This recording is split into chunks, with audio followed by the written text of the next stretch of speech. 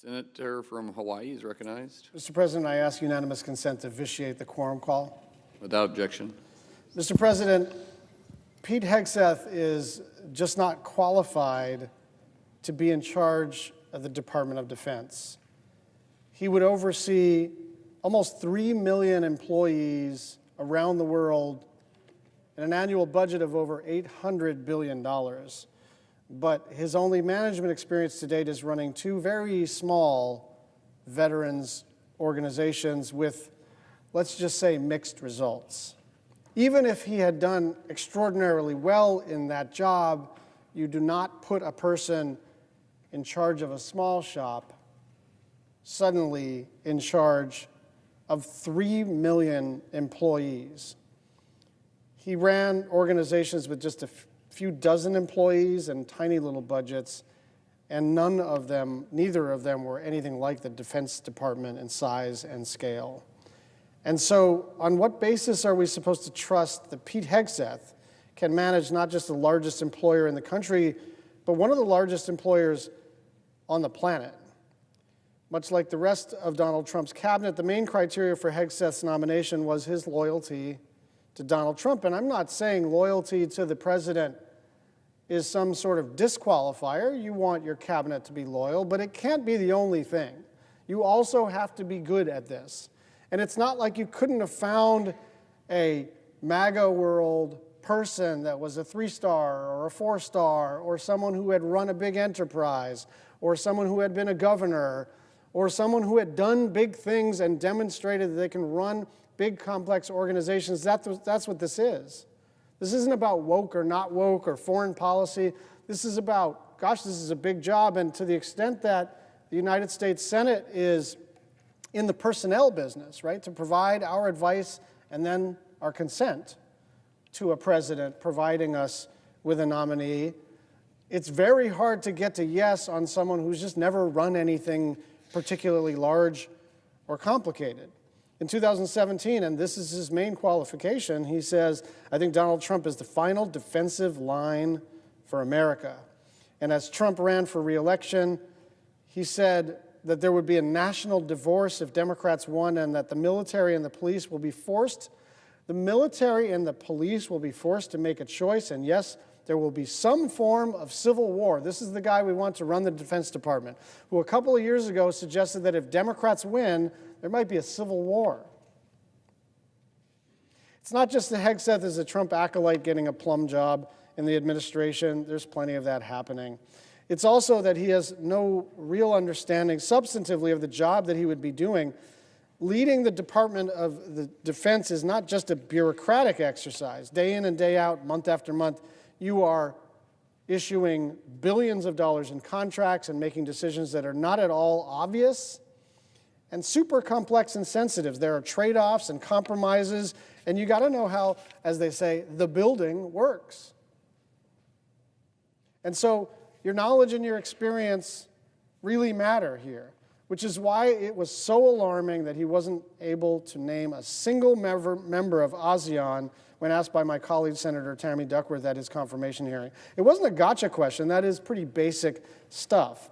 ASEAN, which stands for the Association of Southeast Asian Nations, is an essential part of the United States strategy in the Indo-Pacific. These are key partners the Defense Secretary directly engages with. But Hegseth didn't even know the first thing about them and named a bunch of countries that don't even belong to the organization. Later, when he was asked by Senator Slotkin whether he would carry out an illegal order from Donald Trump, like using the military against civilians, he refused to give a straight answer. There are a lot of close calls when you're defense secretary, but whether or not to turn the military on the public, even if they are Democrats, is not a close call. That's a simple, no, I wouldn't do that. I will not carry out an illegal order. No, the United States military is not in existence for the purpose of carrying out orders against United States citizens exercising their constitutional rights. Leading our armed forces is not a part-time gig. The Pentagon is not a cable news set where you can roll up on a Saturday and say clever things. You can't improv your way out of global conflicts.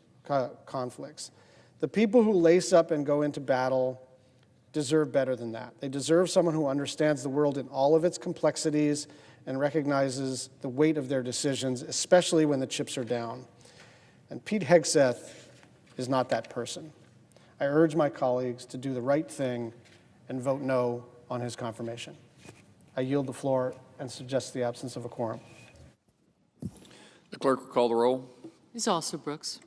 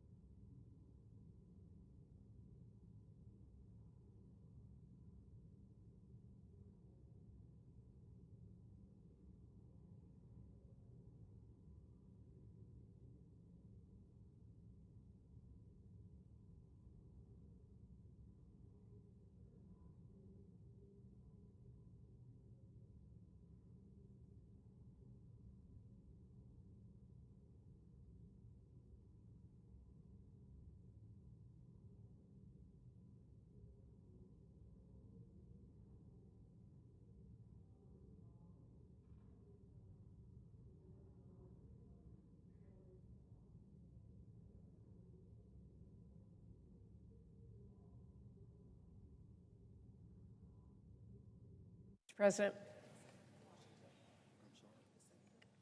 The senator from Washington.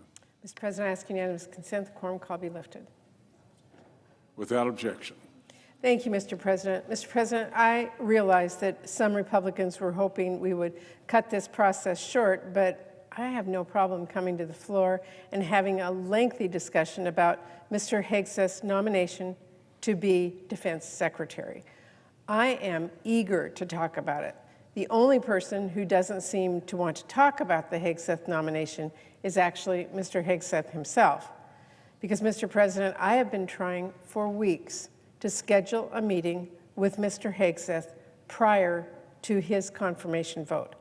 I genuinely want a chance to ask him directly about my concerns with his character and fitness, yes, but also about the serious challenges facing our nation, whether it's competition with China or aggression here. And that bill only passes with bipartisan support. I don't think it's asking a lot to be able to meet with the person nominated to lead that department. I've had the opportunity to meet with 10 of President Trump's cabinet nominees, and I look forward to meeting with more before they are confirmed by the Senate. Conducting these meetings is the absolute bare minimum given the role of each senator and the constituents they represent.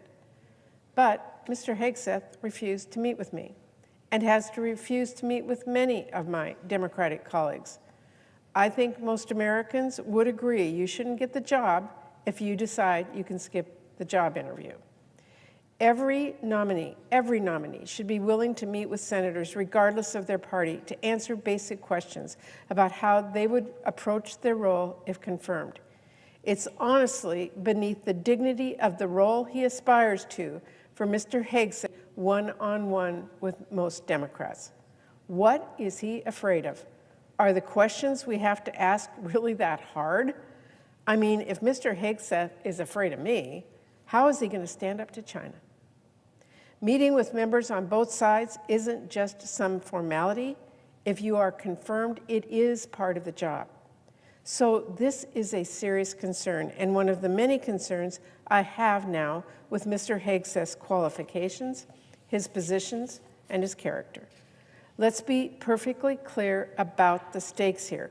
We are talking about who we will put in command of the most powerful military in the world. There is nothing on Mr. Hegseth's resume that remotely suggests he has the experience for that role. I have deep appreciation for his service to our country. I do.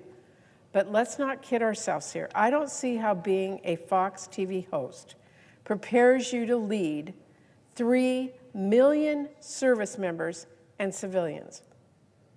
I don't see how bankrupting a veterans nonprofit through wasteful spending qualifies you to manage a budget of nearly $900 billion. Moreover, we really truly have no sense of what his understanding of military policy is or what his strategic priorities would be. Now, thanks to Senator Duckworth, we know he is someone who can't name a single country in ASEAN. I mean, that ignorance is alarming.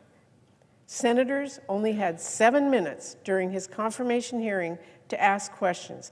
Many asked the questions we knew our Republican colleagues would not, regarding Hegseth's questionable character and fitness. Important questions, absolutely.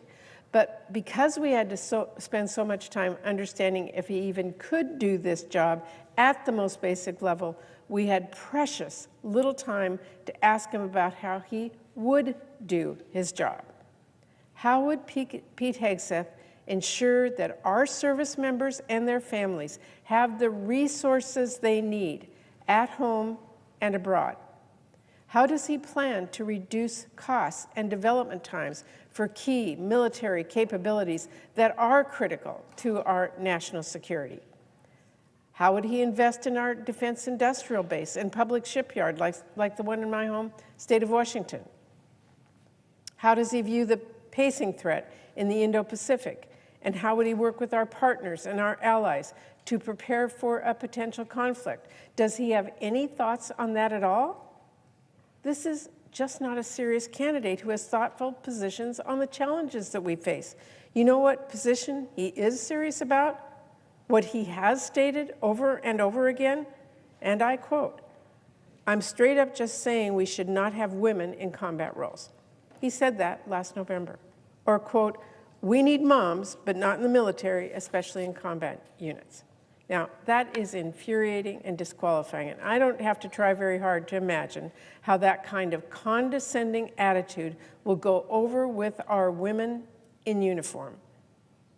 And after decades of comments like this, denigrating the role of women in the military in ways that simply do not square with reality, Mr. Hegseth's recent about-face on this topic is just not convincing. He has also made clear he has little regard for the Geneva Conventions. Now, maybe this is a bit old-fashioned of me, but I think we should have a Secretary of Defense who is firmly against war crimes, not one who has spoken in favor of torture, like waterboarding, in favor of people convicted of war crimes, and questioned whether we should follow the Geneva Conventions. And let's not forget, in addition to having no real qualifications and many alarming positions, Mr. Hegseth also has many red flags that raise serious concerns about his character and his conduct.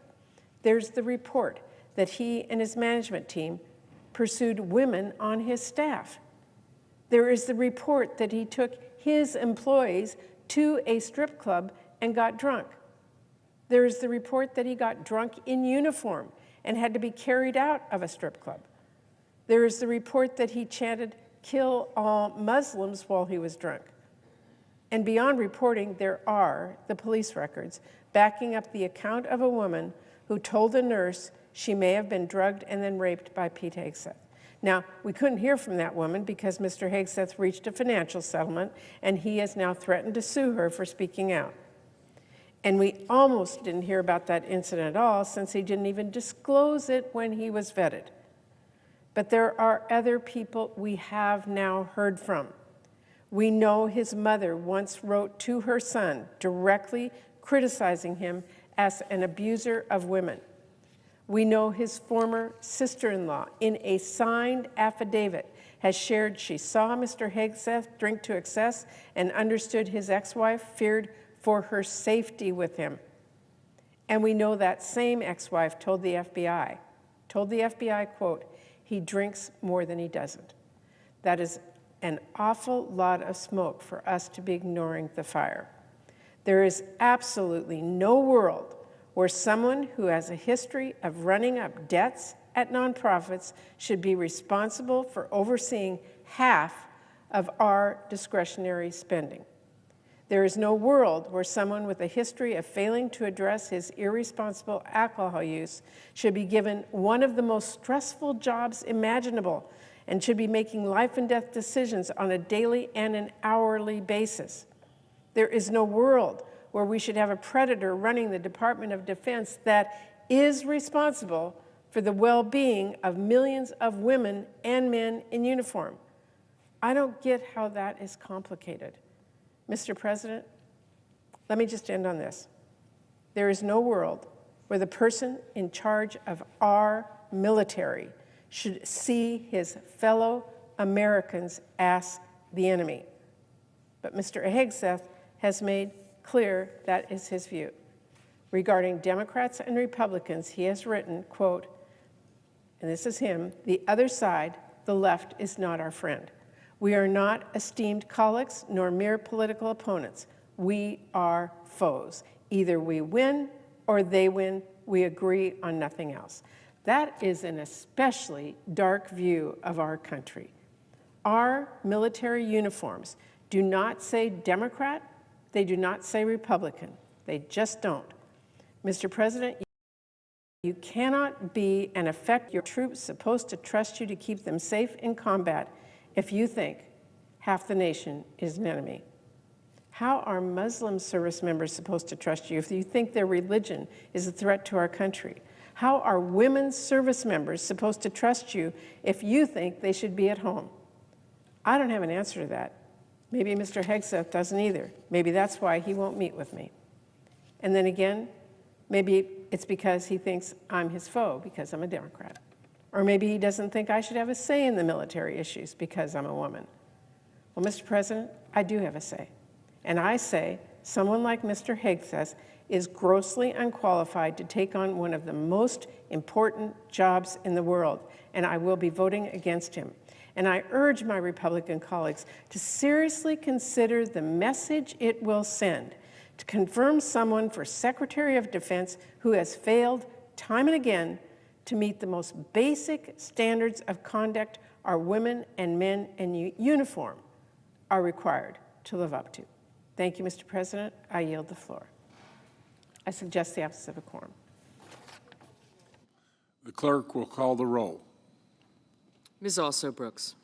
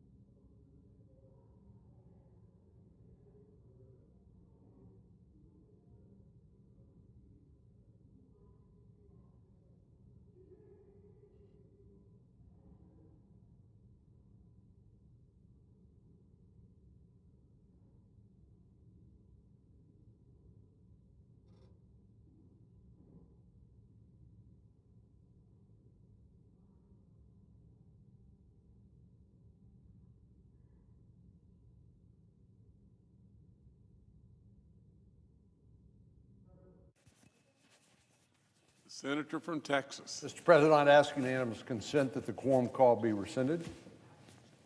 Without objection. Mr. President, it's been 4 days. Seems like it's been longer than that, but 4 days since President Trump took the oath of office as the 47th President of the United States.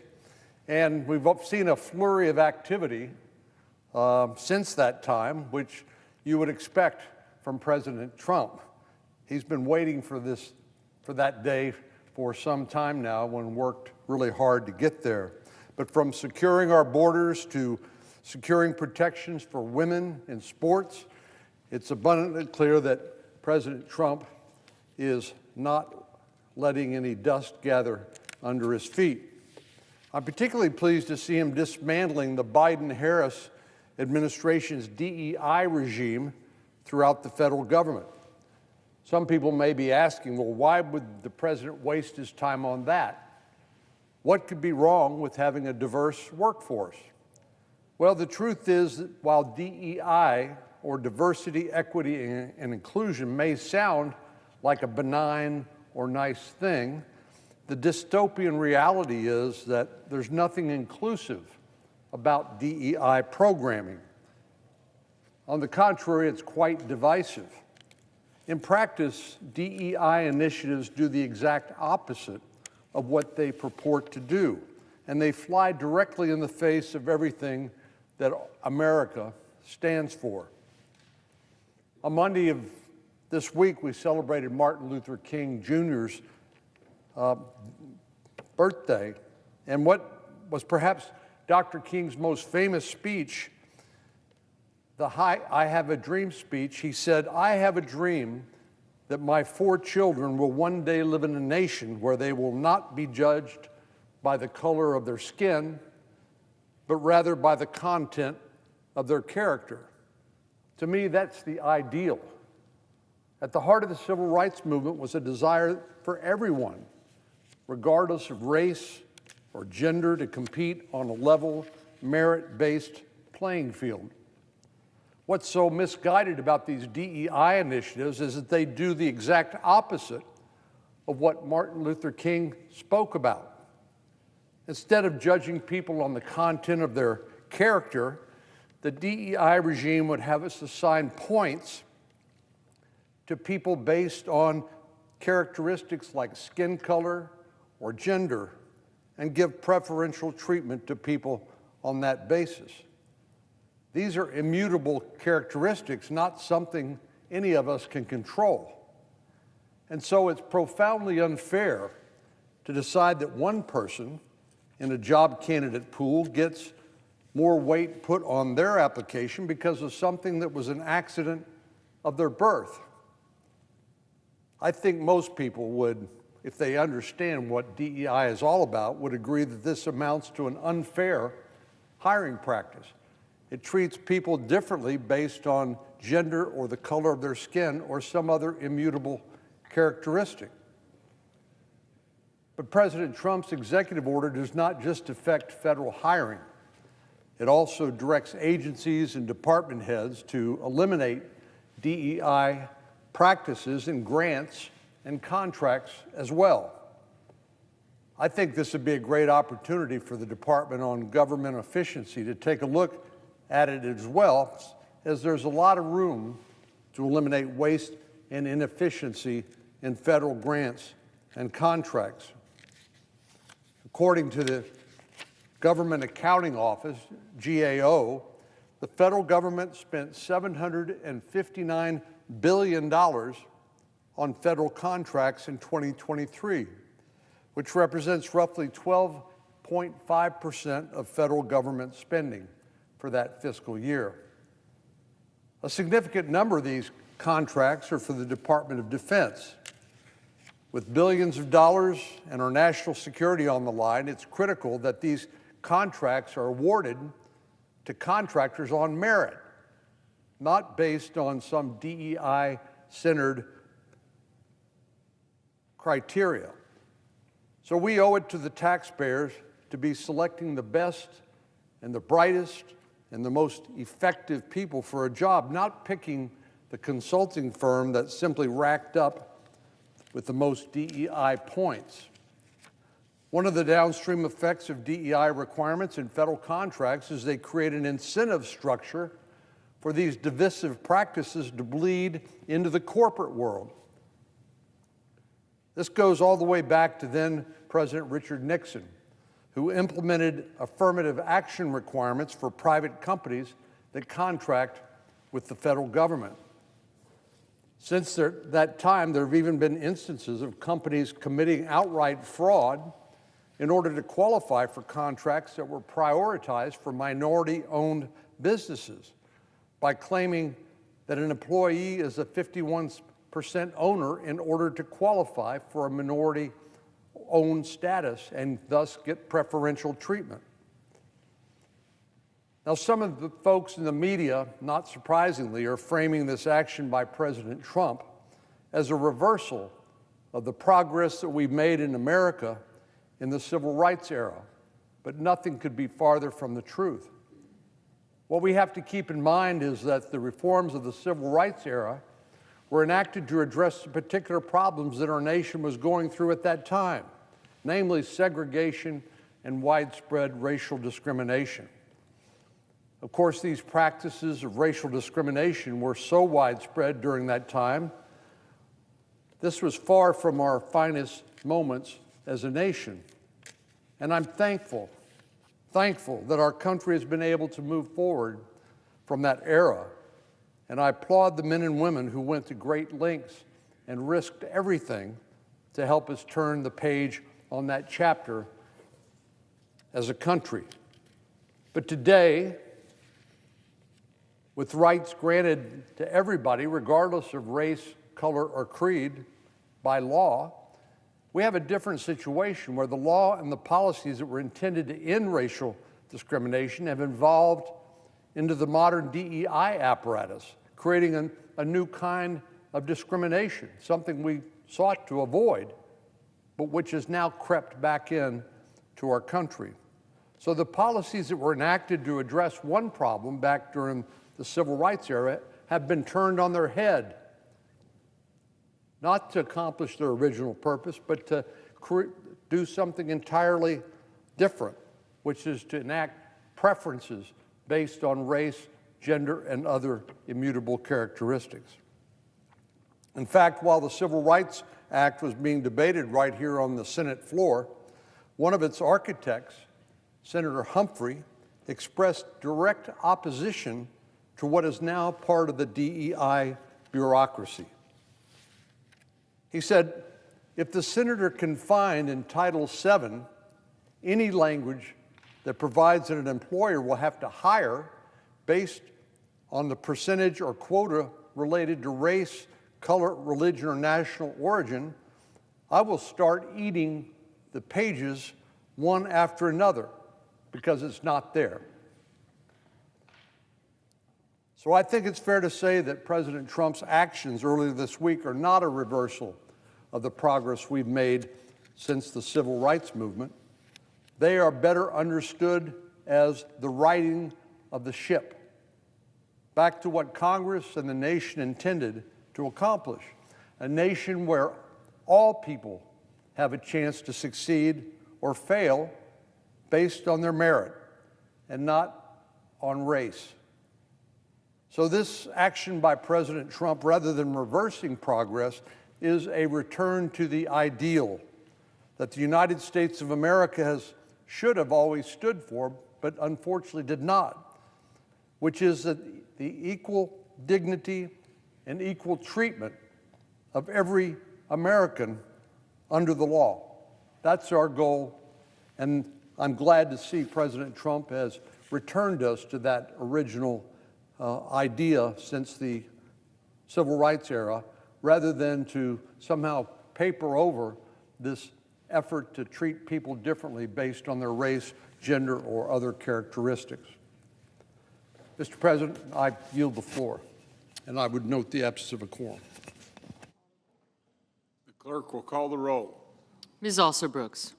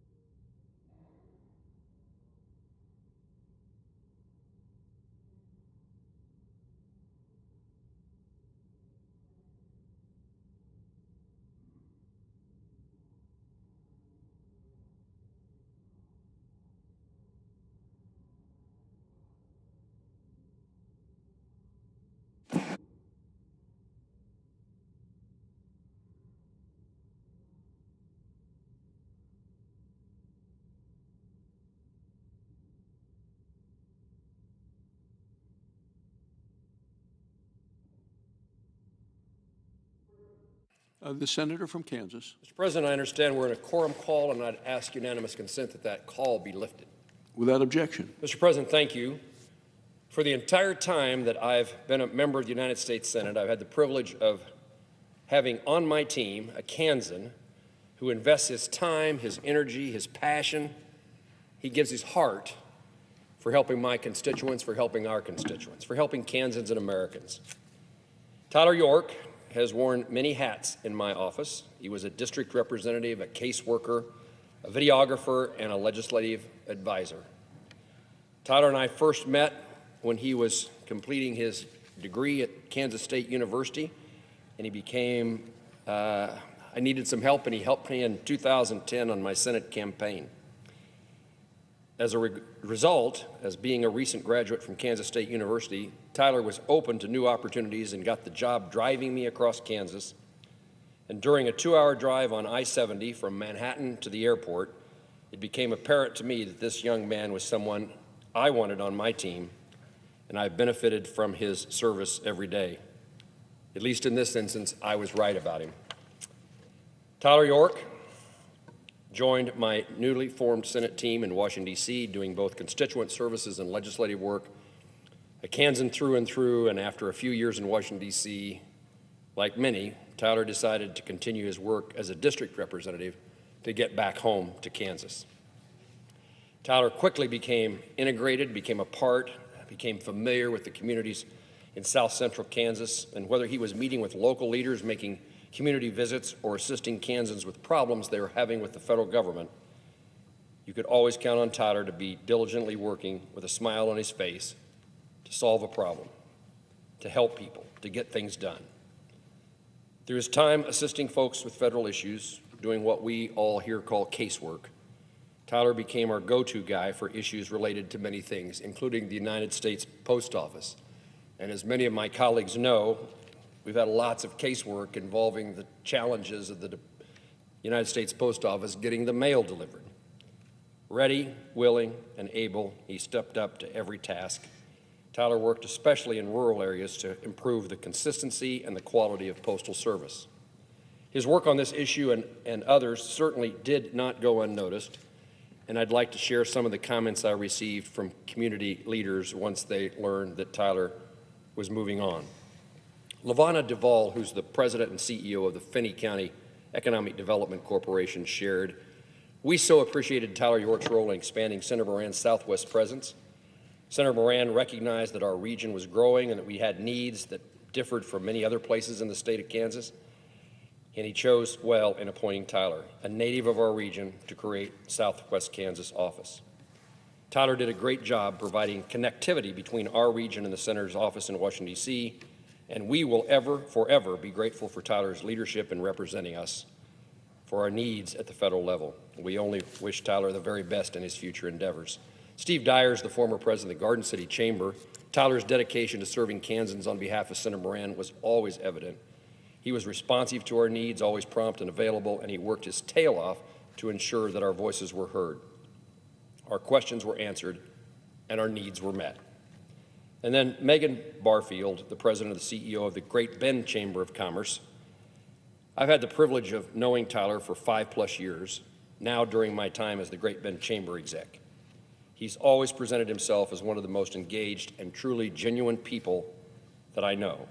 I had little experience in legislative affairs coming into my role, and I could always call on Tyler and trust him with whatever questions or direction I needed. Great Bend and Barton County, thank you, and we'll miss you, Tyler. Much of Tyler's most important work happened during times of hardship and adversity. In March of 2017, a wildfire burned across western Kansas, stirred up by high winds and fueled by dry prairie grasses. The fire lasted nearly a week and burned more than 450,000 acres across Kansas. Farms, ranches, businesses, homes were lost to the fires. And this fire occurred around Ashland, Kansas, in the county that is Tyler's hometown and home county. And it was one of the main victims of that fire. So his hometown, his neighbors, the people he grew up with were in jeopardy. It was a devastating time for the community, but they had a great ally in Tyler. They knew him and they trusted him. In the weeks following the fire, Tyler worked nonstop connecting first responders, landowners, local leaders with federal emergency resources. He kept me informed and updated on the situation on the ground and helped create legislation to change the way that the federal government delivers aid to help pay for fencing and the loss of cattle. That legislation became law and made a significant difference then and continuing. He took great care of the people of Ashland, not just because it was his job, but because he truly, truly cared about them. Tyler's help also extended beyond the borders of Kansas to the country of Afghanistan. Following the U.S. military's abrupt withdrawal from Afghanistan in 2021, we began receiving calls. As I recall, we received more than 1,000 inquiries from Kansas asking what we could do to help people who were stranded in Afghanistan, people who helped our soldiers, our interpreters, people who had a religion different than what the Taliban's beliefs are. 1,000+ Kansans said, we need your help to get somebody out of Afghanistan that we know. Tyler quickly became personally invested in these cases. This was a very difficult time for all of us, and Tyler working day and night, making phone calls, contacting embassies. He was one of those individuals who took the people's problems, which in this case were life and death, to heart. It was a difficult time for Tyler and for our office, as he wanted to have success in getting every individual that he learned about out of Afghanistan. He helped rescue 23 people, including children, from Kabul, Afghanistan in 2021.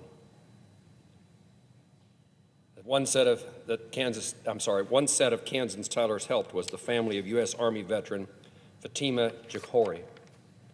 She had this to share about Tyler. Tyler York truly embodies the American spirit, helping others see the vision of the American dream by building ties with community members, listening to Kansans, and working tirelessly for Americans. It was one of the most uncertain times in history. Tyler acted to ensure all Kansans were heard, welcomed, and supported. Words cannot express my gratitude for Tyler. Tyler is the compass pointing at the direction to be a great American and a greater man. Tyler became friends of those people he helped escape from Afghanistan. He became a part of their families. I know that this job often took Tyler on the road driving around Kansas and missing valuable time with his family, his wife, Alicia. I want to express my gratitude to Tyler's family for supporting him in his work and for being gracious when he had to miss dinner or an important event because he was pulled away to work. Tyler spent his entire career on Capitol Hill in my office, and for that I would like to express my gratefulness to him. While I'm saddened that his time working for me has concluded, I'm thankful to have had the opportunity to work with him, beside him, over the last 14 years. He kept good stats on the work that he did, and it's quite impressive.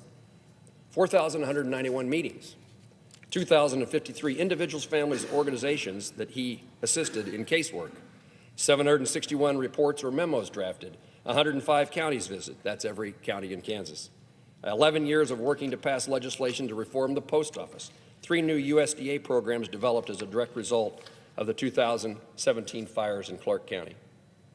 In the next phase of his career, Tyler will still be helping Kansans as an executive officer with the Wichita Area Builders Association, supporting home builders, their customers, and the regional industry in South Central Kansas.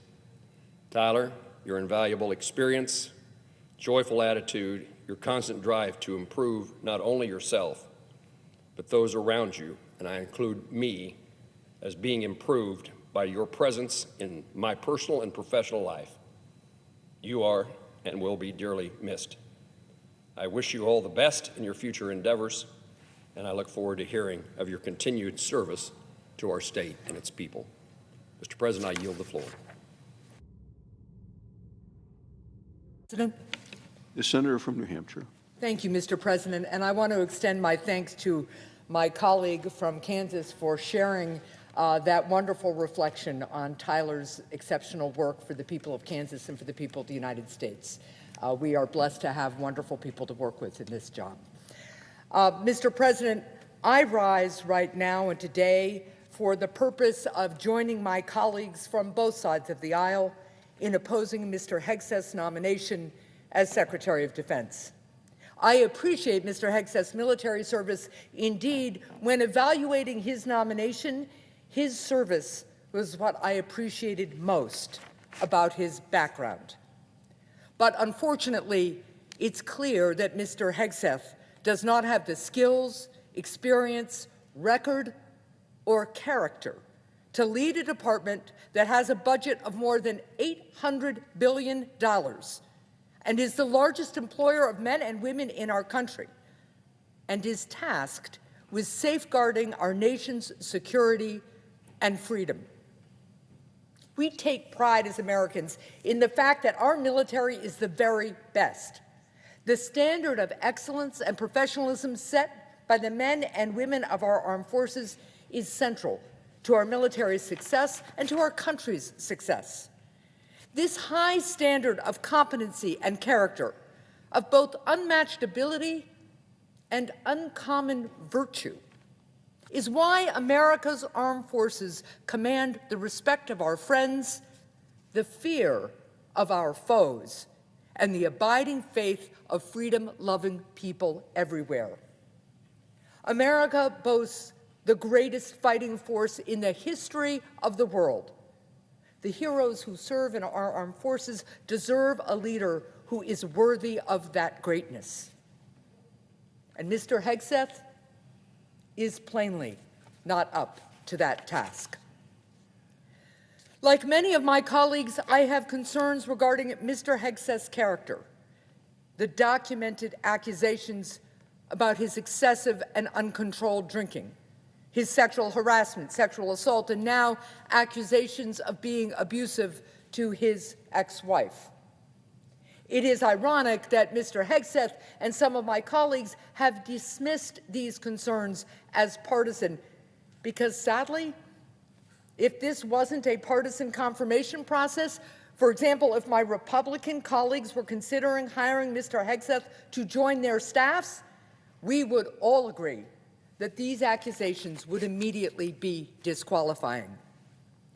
Mr. Hegseth dismisses these multiple accusations from disparate people as, quote, a coordinated smear campaign, close quote. I don't think that the concerns of his former colleagues, friends, and family should be quickly dismissed as smears. And many other of the nominees who are being considered by this body aren't facing similar accusations, even though there are people who vehemently oppose their confirmation, which begs the question of why Mr. Hegseth continues to face multiple similar accusations from different sources. But for a moment, let's do as Mr. Hegseth asks and put aside these accusations. Let us say for a moment that those who occupy the highest positions in public life shouldn't be above reproach, though indeed they should. Let us say that our service members do not deserve a leader whose strength of character matches their own, though I believe they do. And let us say for a moment that character does not count, though indeed it surely always does. Let us, in short, ignore everything that Mr. Hegseth demanded that we ignore in his hearing. Even if we did that, I would submit that based on experience alone, Mr. Hegseth is plainly unqualified for the job as Secretary of Defense. The Secretary of Defense is responsible for a budget of more than $800 billion and responsible for 3.4 million employees who serve on every continent across the globe. To lead the Defense Department is a daunting task that requires leadership and managerial skills of the highest order. However, Mr. Hegseth's managerial experience begins and ends with his leadership at two small nonprofits, and his tenure at both resulted in concerns about his financial mismanagement at their helm. If Mr. Hegseth could not and did not effectively manage organizations with around 100 employees, surely no one can actually believe that he's ready to manage one of 3.4 million people. We live in a dangerous and uncertain world. Iran and its proxies continue to menace our forces in the Middle East. Vladimir Putin is on the march in Europe. North Korea persists in testing our allies and testing its missiles. And China looks with a conqueror's gaze toward Taiwan. To my Republican colleagues, I understand that you wish to support President Trump. But presidents are sometimes wrong. We are talking about our nation's vital security. We are considering the confirmation of the person who will be entrusted to marshal our resources as the enemy approaches, attacks our cyber defenses, or invades an ally. It matters. It matters that we have the right person in this job. It matters that we get this one right. Surely there is someone in this great country of brilliant and brave people of all political stripes who is more capable, who has the experience and character necessary to forge under pressure the judgment that will keep us safe and free.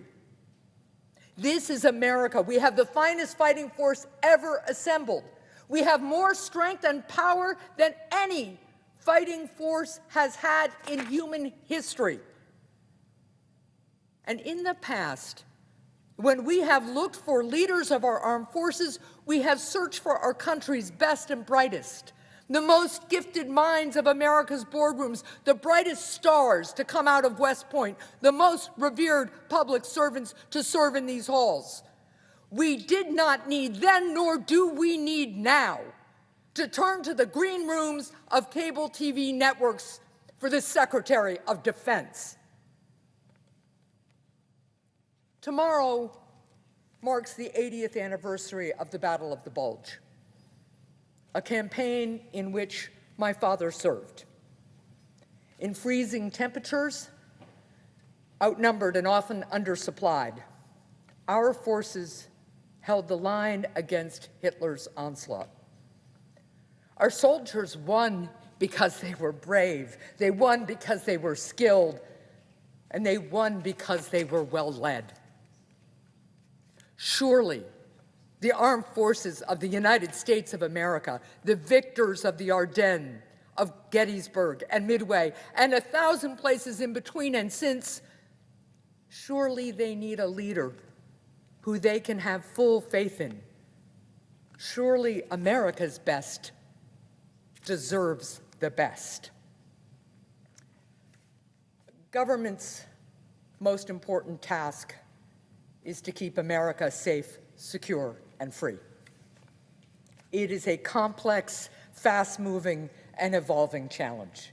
It is a job that at times presents its occupant, the Secretary of Defense, no good or easy options. It is, in short, a deadly serious job where both success and failure have enormous ramifications. It's a job that depends on experience and character, the prerequisites for good judgment, like no other. No senator should vote for someone who they can only hope will learn on the job, not for the Secretary of Defense. No senator should vote for a nominee on the hope that he will display more personal discipline once he gets the job. There are strong, experienced, and able members of the President's party whose views align with his, who could be exceptional leaders of the Department of Defense. Mr. Hegseth is not one of them. I urge my colleagues to reject this nominee. And I yield the floor.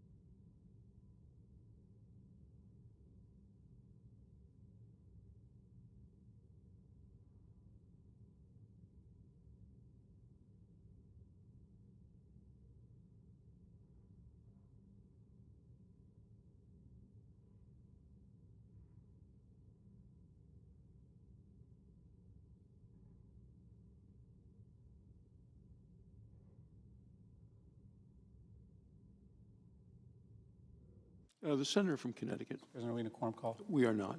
Thank you, Mr. President. Mr. President, I come to the floor to join many of my colleagues in expressing grave alarm over the choice of Pete Hegseth to run the Department of Defense. It is not hyperbole to say that we have never seen a candidate, at least in modern times, to lead our soldiers and our troops who is as dangerously and woefully unqualified as Pete Hegseth. I think everybody understands his primary qualification. He was on TV during the weekends when Donald Trump would watch Fox News. Period. Stop. Because as we have learned more about Pete Hegseth, his history of sexual misconduct, his history of public drunkenness, his history of financial mismanagement, it appears as if there must be thousands of other people who were easily more qualified. But I want to talk today about his qualifications, his views that he's made known on television, that he has expressed to the committee about how he would do the job. I think his history of personal misconduct in and of itself is disqualifying. It's just an embarrassment to the country at a moment when we want to win more friends and allies.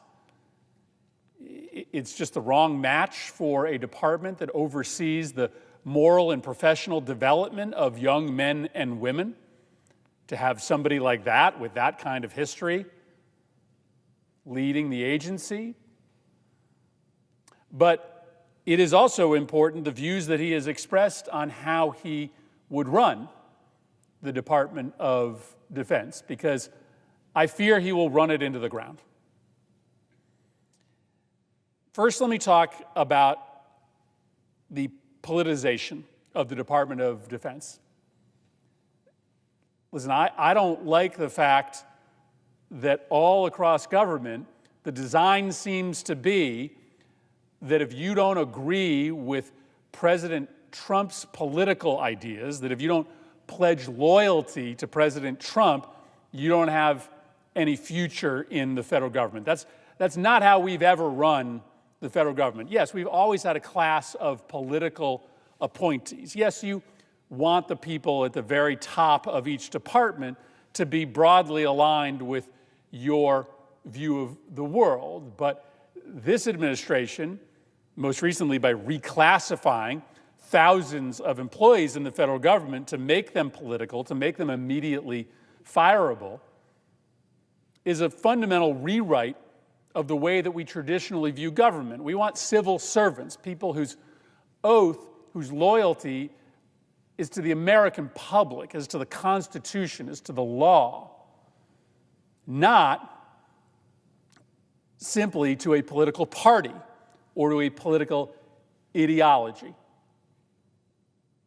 Kash Patel has made it very clear he doesn't want anybody in the Department of Justice who doesn't line up with his particular political view of the world. And Pete Hegseth seems to be of the same mind. He seems to be proposing creating a Department of Defense that abandons its core values and its traditional review processes in favor of a new culture of paranoia and mistrust amidst unexplained firings for even being perceived as having the wrong political leanings. Now, this didn't happen inside the Department of Defense, but it's the highest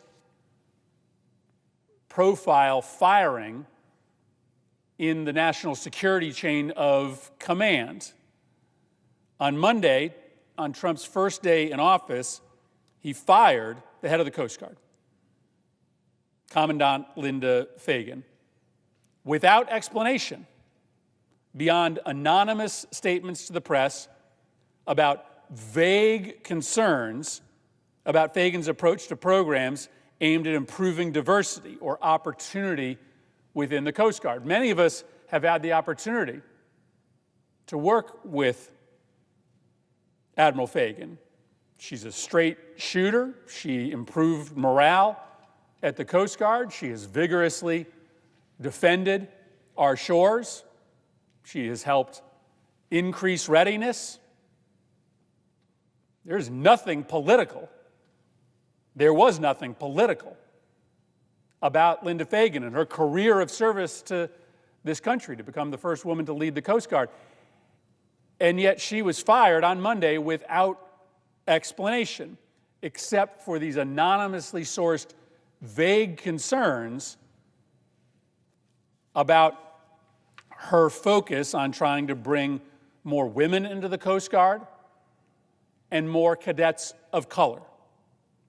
And it seems to serve a very clear end to make everybody wonder what that line is. Nobody knows the line that Linda Fagan crossed, but now that it's blurred, everybody is going to hunker down, buckle down, do nothing at all that may arise the suspicions of the White House. And it seems to me that that's exactly what's going to happen at the Department of Defense. He has promised to fire top-end military leaders who are engaged in his nebulous war on woke. So if you care about making sure that you've got troops from different backgrounds and different parts of the country, maybe that's a war on woke. If you promote a woman, maybe that's a war on woke. If you care about making sure that your troops don't engage in unethical conduct, maybe that's a war on woke. If you contract with a local business that may not be aligned with Donald Trump, maybe that's part of the war on woke. We have no idea. And so what will happen inside the Department of Defense is just a constant sense of paranoia, a constant looking over your shoulder, a grinding to a halt of business as normal because nobody knows what is a fireable offense and what isn't. How do I stay on the good side of Pete Hegseth? What gets me on the bad side? Second, I want to talk about his views on women in combat. He wrote in his book this: "Dads push us to take risks. Moms put the training wheels on our bikes. We need moms, but not in the military, especially in combat units." What an insulting thing to say. What a disgusting thing to believe. Dads push us to take risks.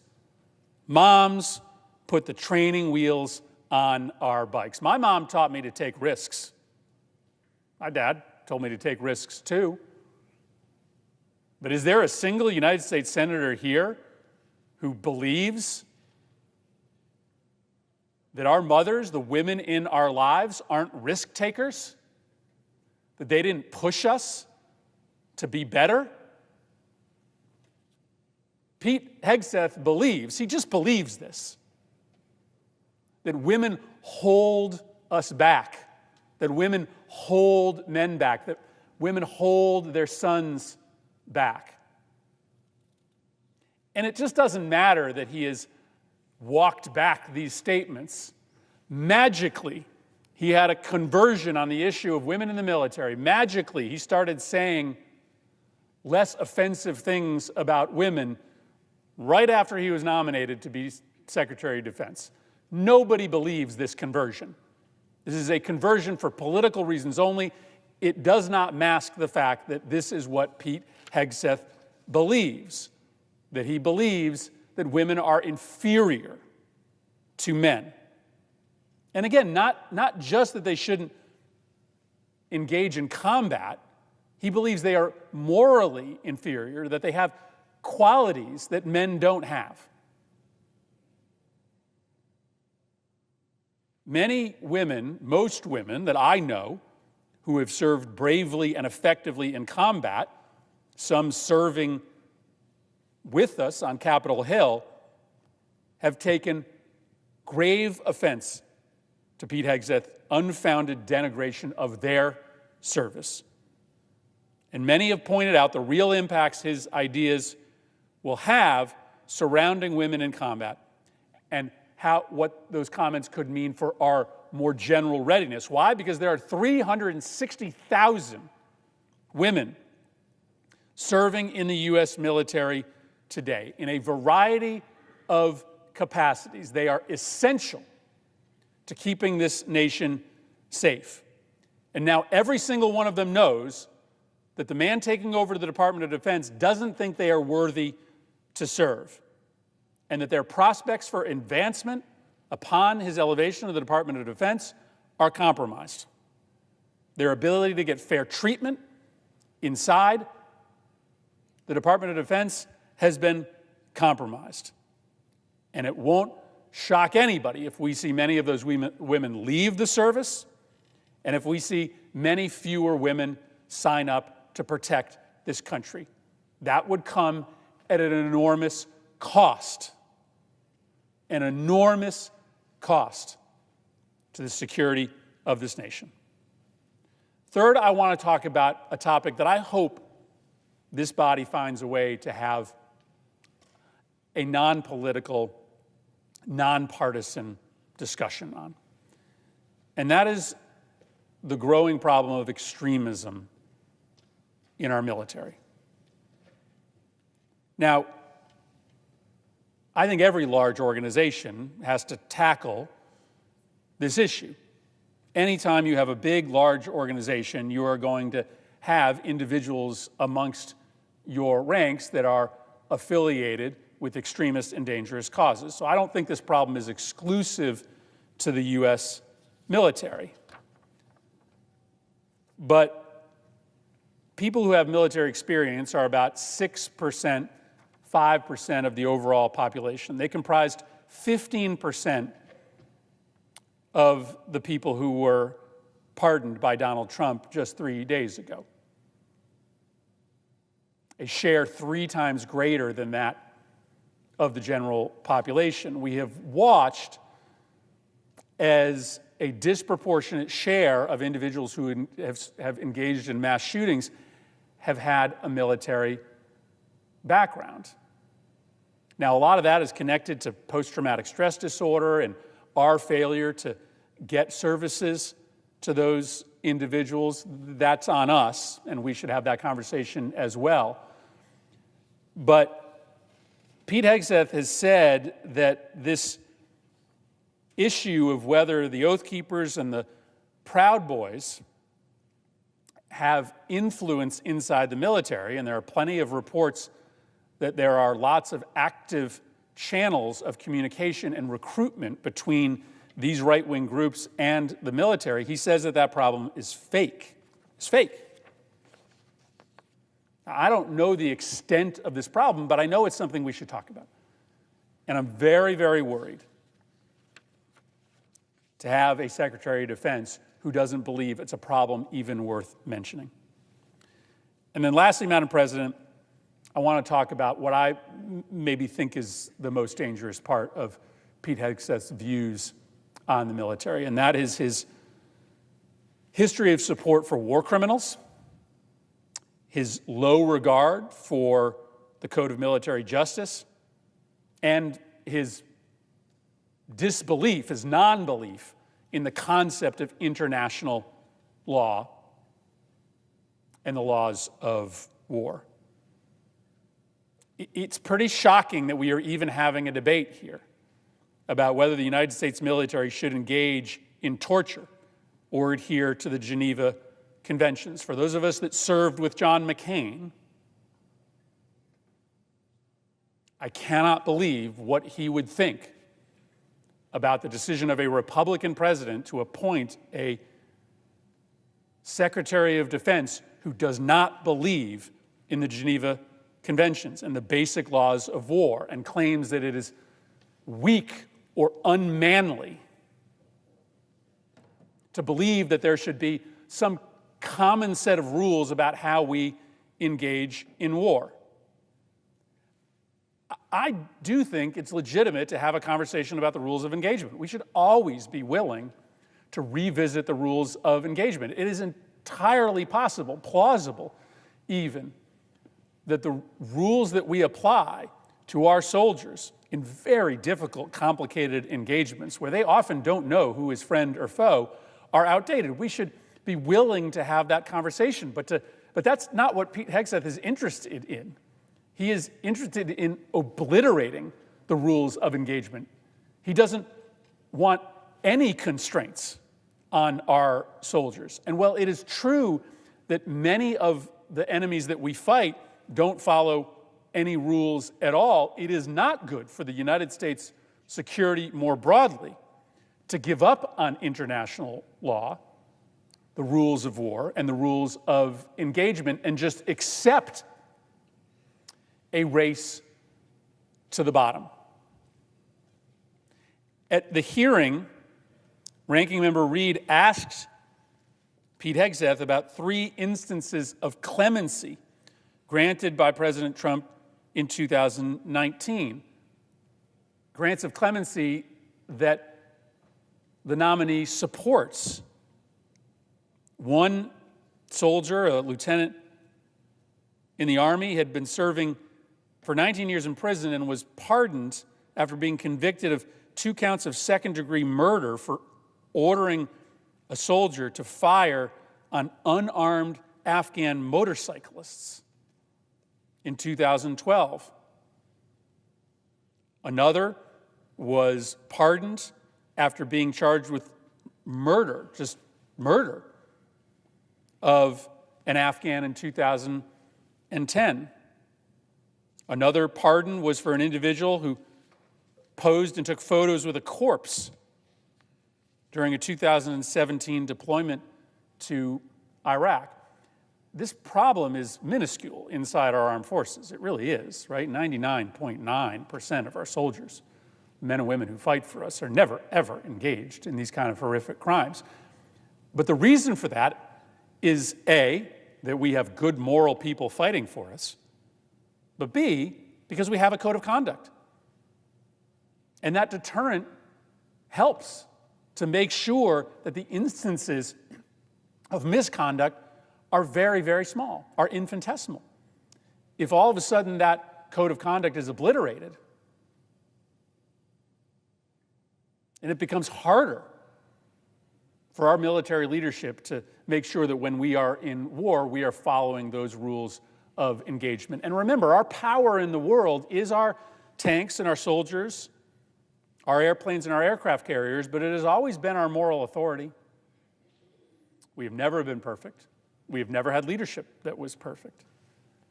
But to voluntarily give up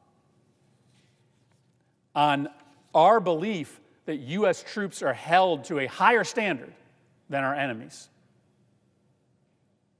that shrinks our power in the world. That makes enemies run away from us. And in a world today where there is just a descent from truth, right? That's what Putin wants. Putin wants to obliterate objectivism in this world, to believe that there is no right or wrong, that everything is just an individual's viewpoint.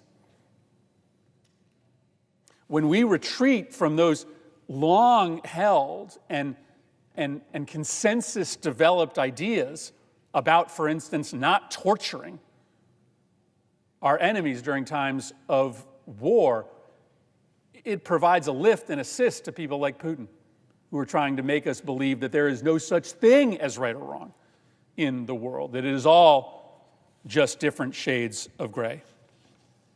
So I understand that much of the debate here will be about this litany of really ugly personal misconduct. And I think that is reason alone to say, you know what, find somebody else it's not as if Pete Hegseth is the only person qualified to run the Department of Defense. There are other people who are loyal to Donald Trump, who are conservative, maybe even believe in this campaign against wokeism, but don't have the history of personal misconduct. But I also think that these questions about women in combat, about the political campaigns that will be run inside the department that will breed a sense of paranoia, about taking seriously small but growing real threats to us, like extremism in the military, and then this bigger question of making sure that we have fealty to the laws of war and prohibitions against torture. I think all of those really concerning views of this nominee, even if the misconduct didn't exist, would be enough for us to say, find somebody else. Find somebody else who is just going to do the job instead of trying to bring these political agendas, whether it's misogyny or anti-wokeism or anti-multilateralism, into a job that really should be pretty simple. Lead our troops, protect the nation,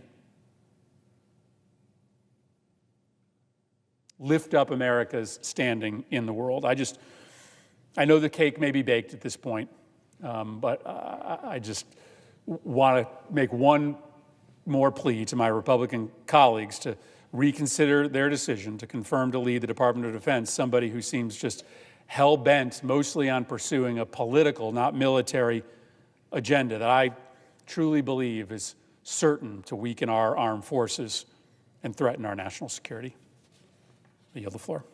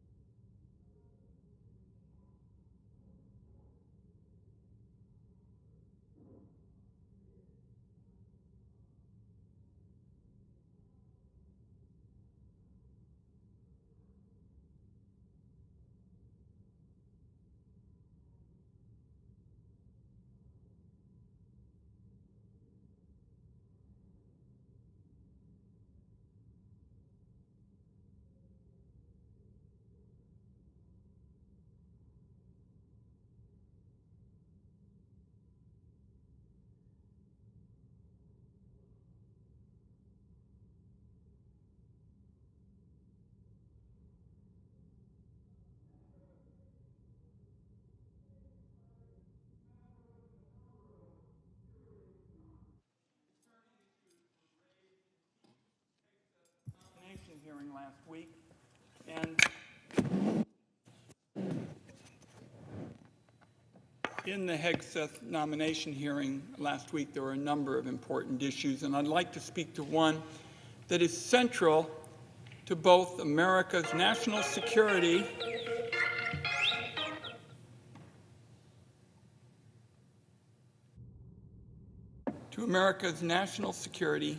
and American values. The principle that every American has the right to know when their government believes that it is allowed to kill them. Now, I don't believe this ought to be a controversial matter. My constituents don't believe it should be a controversial matter. The Bill of Rights says no one shall be deprived of life without due process of law. Government officials have, in my view, a basic obligation to explain any rules that allow them to ever kill an American citizen. And on this, the nominee to serve as Defense Secretary has simply flunked the test. His refusal to answer basic questions before the Senate Committee on Armed Services ought to trouble every single American. Now, I want to focus on that fundamental question concerning the government's power to kill Americans and why Americans have to keep fighting, and senators, for transparency. Over a decade ago, the Obama administration took the position that their analysis of the president's legal authority to deliberately kill Americans was secret, and they refused to share that. As I said at the time, I believe that position was just unacceptable. And I told the Obama administration if an American takes up arms against the United States as part of a foreign army or a terrorist group, there are indeed circumstances where it is legal to use lethal force against that American. But the limits and the boundaries of the president's authority to kill Americans must be available to the public so that voters can decide whether that authority has sufficient safeguards. Now, the Obama administration initially disagreed with me. They were clearly reluctant to acknowledge specific limits on the president's power. To be candid, we had a pretty big public argument about that over a number of weeks. Many other senators got involved.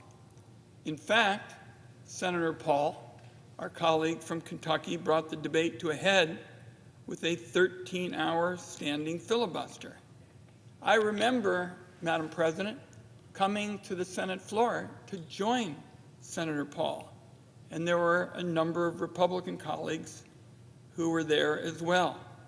I think one of the reasons it became such a significant debate and a viral moment is that it was literally exactly what our founding fathers envisioned. Members of the Senate coming together to check the power of the presidency. In response to this filibuster that Senator Paul and others were part of, the Obama administration came around to doing the right thing. Attorney General Holder sent Senator Paul a letter stating clearly that if an American is standing on U.S. soil, not engaged in combat, then the President of the United States does not have the authority to use military force against them. Now, obviously, there are a host of other important questions about the limits of the President's war powers. But I thought that letter from Attorney General Holder was an important concession. And I'm proud, Madam President, that Democrats and Republicans worked together on a bipartisan basis for it. So I was very troubled last week by the answers that Pete Hegseth gave in his nomination hearing before the Armed Services Committee. For example, our colleague, Senator Hirono, asked the nominee directly if he would carry out an order to shoot American citizens. Mr. Hegseth could have given the same answer that Attorney General Holder gave us a decade ago, but this nominee just refused to answer the question. Now, Madam President, it's even more troubling. Our colleague, Senator Slotkin, asked an even easier question. Senator Slotkin asked, is there such a thing as an illegal order? The answer to that question should very obviously be yes. If a president orders a Secretary of Defense to violate the law or the Constitution, that order is illegal. And it is, in my view, stunning that the nominee refused to answer this very straightforward question. Even our youngest soldiers, Madam President, in basic training know that it is their duty to refuse illegal orders. We should at least expect that much from our Secretary of Defense. So I say to my colleagues in closing that it comes down to this. I thought we agreed, Democrats and Republicans, people of a variety of different political philosophies, believe that what I've discussed are fundamentally important principles to America. We have fought hard in America to uphold them, and we did it together. I, for the life of me, don't understand why we're voting today to confirm a nominee who can't tell us point blank that he will oppose illegal orders and that he will uphold the Constitution of the United States. So for that reason, Madam President, I haven't spoken on the matter till just now. I intend to vote no on Mr. Hegseth's nomination, and frankly, I wish more of my colleagues across the aisle, for the reasons that have been outlined here, were joining me in voting no. I yield the floor.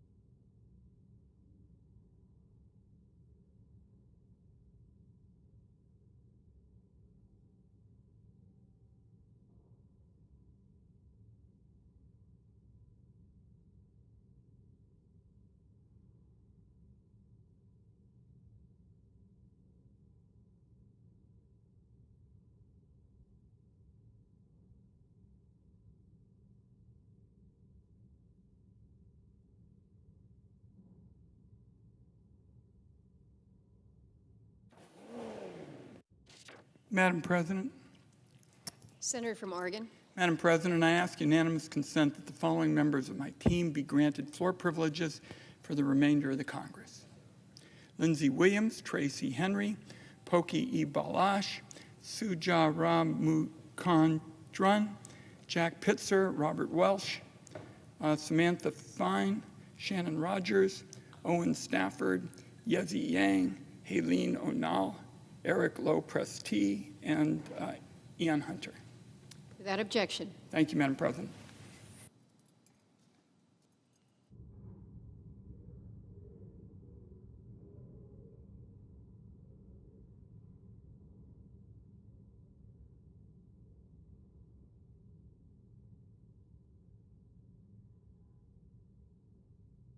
Madam President. Senator from Rhode Island. It's nice to see you in the chair, Madam President. It's good to be in the chair. I'm here to add some thoughts regarding the vote we're going to have on Pete Hegseth for Secretary of Defense. Of course, in this, as a Rhode Island junior senator, I am very cognizant of the important role that my senior senator, Jack Reed, has had on the Committee of Jurisdiction, the Senate Armed Services Committee, and I want to give him tribute for the way he has conducted himself. What I can bring to this conversation is a little bit about background investigations. I sit on the Judiciary Committee. The Judiciary Committee does more background investigation work than any other because we have so many people coming through, the judges, the U.S. attorneys, every marshal, all of that. So we're very busy on BIs. And I took a deep dive into the Brett Kavanaugh background investigation and put out a report on the flaws and gaps and misdirections that transpired around that background investigation, specifically that supplemental background investigation, a point I'll clarify in a moment.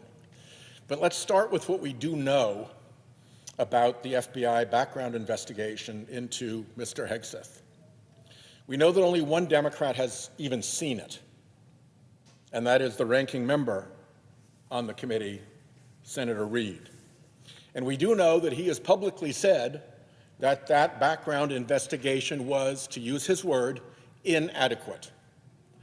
So Republicans are going forward on the basis of an FBI investigation that a very respected member of this body has publicly said was inadequate. What else do we know about it? Well, it's been reported in the press that the chairman has said that it took 3 briefings by the FBI to get through the background investigation.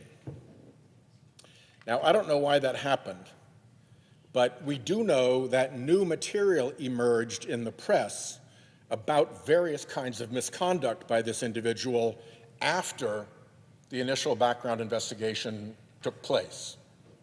So the likeliest scenario to explain why there were 3 background investigations in the light of the recurring release of further information about his repeated misconduct is that there were supplemental background investigations after the original full-field FBI background investigation was completed. So let's presume that to be true. Again, we can't know this because this is all tied up in so much unnecessary secrecy, in my view. But let's presume that that's the case. What does that mean? Well, what we discovered during the Kavanaugh background investigation is that the regular FBI full-field background investigation takes place under a set of long-standing rules and protocols and procedures. They have forms that they follow. It has been routinized to a fairly significant degree. It's different than a proper FBI investigation. A proper FBI investigation in the criminal law enforcement front has a whole different set of controls and protocols and supervisory roles over that. When you get into the full field background investigation, you're operating under a different set of rules, but you are still operating under rules. And you can ask the question to the FBI, was this background investigation conducted fully within the rules and the protocols for background investigations? Until you get to a supplemental background investigation. Now, one of the objections that I had to the way we were treated as we tried to get to the bottom of the Kavanaugh background investigation was that the then head of the FBI kept repeatedly saying publicly, could you excuse me a second? Ed, if you please. We were repeatedly told that the supplemental background investigation was done consistent with all of the FBI standard protocols and procedures. What was misleading about that, as we later discovered, is that for a supplemental background investigation, there are no operating procedures and protocols. Wray said that they comported with all of their procedures, didn't disclose that in fact there are no procedures to comport with. What is the FBI doing in a supplemental background investigation? They are doing only and exactly what the White House has instructed them to do, period. No more, no less, no procedure, no protocol. Which raises a huge question about the adequacy of this background investigation to the extent that in its later stages, it was a supplemental background investigation. We know that when the Kavanaugh investigation was going on, Republican senators were told that there was no corroboration being kind of an important legal term here, no corroboration of the charges that have been brought by Dr. Blasey Ford of his attack on her those many years ago. No corroboration. What we found out later on is that the instructions from the White House to the FBI for that supplemental background investigation related to her charges were don't look for, don't find, and don't report to us any corroborating information. We also found out that they never interviewed either Dr. Blasey Ford about her allegations or Brett Kavanaugh about his conduct. So there's every reason to believe about this background investigation as to the supplemental background investigation part of it, that it was woefully incomplete, that it was restricted by the White House to very, very narrow bounds, that we do not know what those narrow bounds are, and that very likely neither Hegseth nor the individuals making the charges were even interviewed by the FBI. And we can suspect that because that is precisely what happened in the Kavanaugh background investigation. So there's a major, major weakness in what is publicly described as an inadequate background investigation, to the extent that those latter two segments of it that caused the three briefings to have to take place were supplemental background investigations, precisely and exactly controlled by the Trump White House. Another point that relates to all of this is that when these witnesses came forward, the standard counterattack against them is that they were anonymous. Over and over again, Hegseth said in the committee, anonymous smears, anonymous smears. Madam Chair, these accusers were not anonymous. Not only were they not anonymous, they were willing and presented themselves as willing to be able to come over here and personally brief in their offices any Republican senator. It's not anonymous when you're willing to show up in a senator's office and give a personal briefing. What they weren't willing to do was to put their names out there publicly.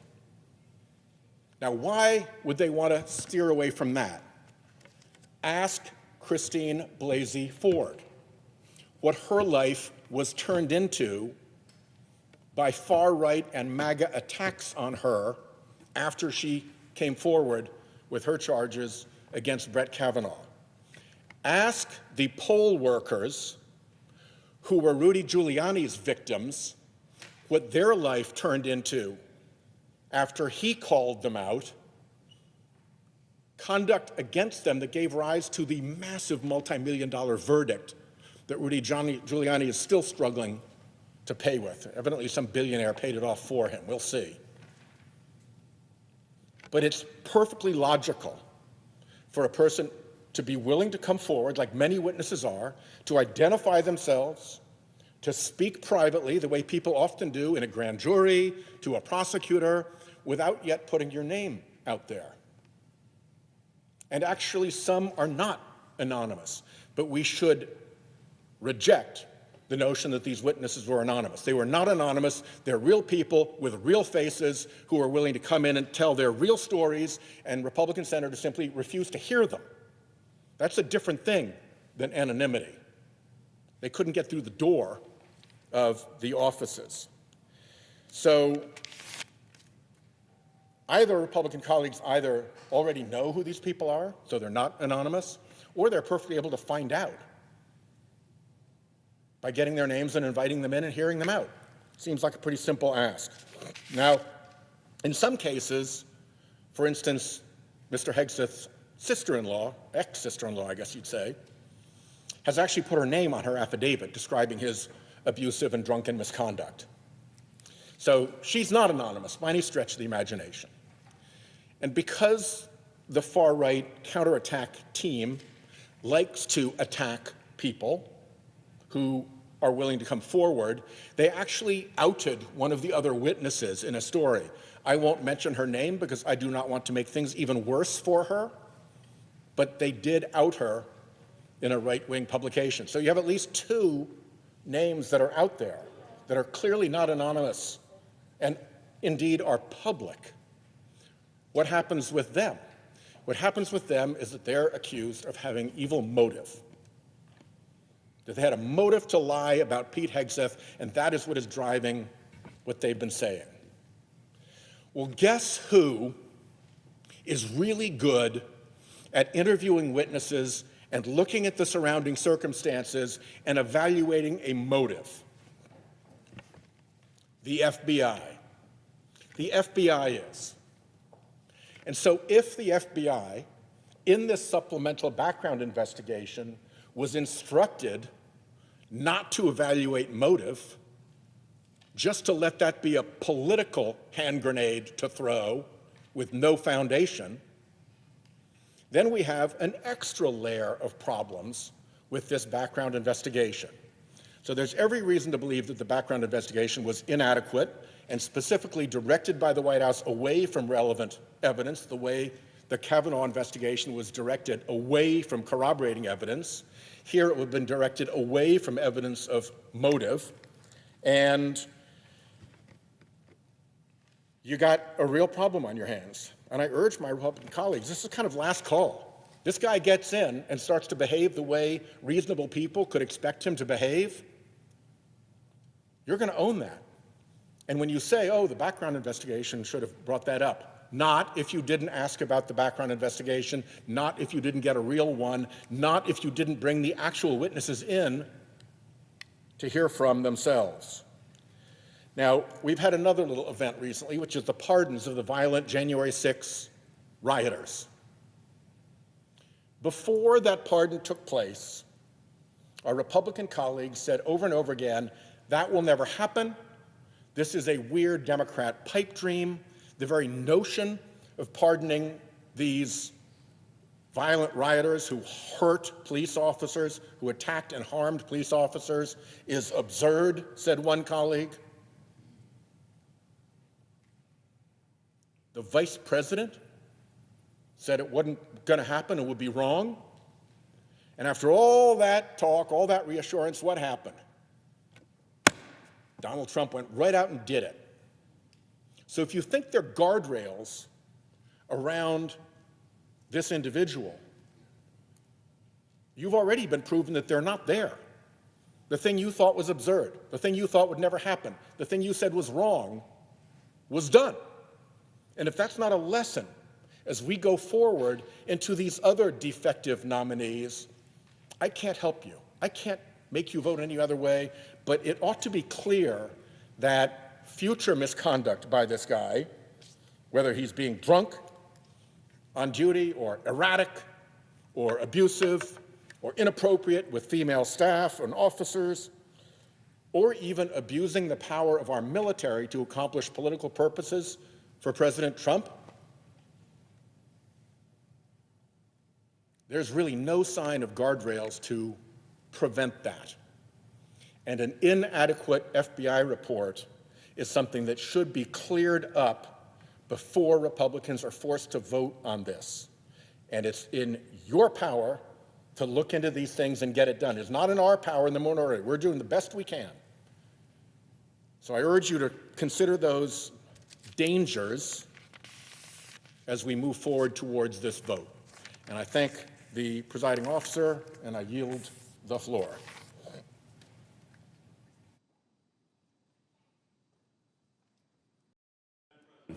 Senator from Massachusetts. Thank you, Madam President. We're about to have a monumental vote out here on the floor of the United States Senate on who will become the next Secretary of Defense for the United States of America. The defense budget in the United States is $900 billion. The person who is given that responsibility has to be exceptionally well qualified in order to deal with all of the responsibilities that are tied to those military and personnel decisions which have to be made, because there are 3.5 million service members, and there are hundreds of thousands of aircraft, of ships, of submarines, of combat vehicles, satellites, and the nuclear arsenal. And a variety of sources, including his own writings, implicate him with disregarding the laws of war, financial mismanagement, racist and sexist remarks about Americans in uniform, sexual assault, sexual harassment, and other very troubling issues. These are perilous times, and the position of Secretary of Defense demands a leader of unparalleled experience, wisdom, and above all else, character. The Secretary of Defense carries an immense responsibility, not only to the American people, but to the service members who they lead. If confirmed, Mr. Hegseth will have a responsibility to serve our service members in a manner that is fair and nonpartisan and responsible. And yet, Mr. Hegseth has demonstrated that he is incapable of doing so.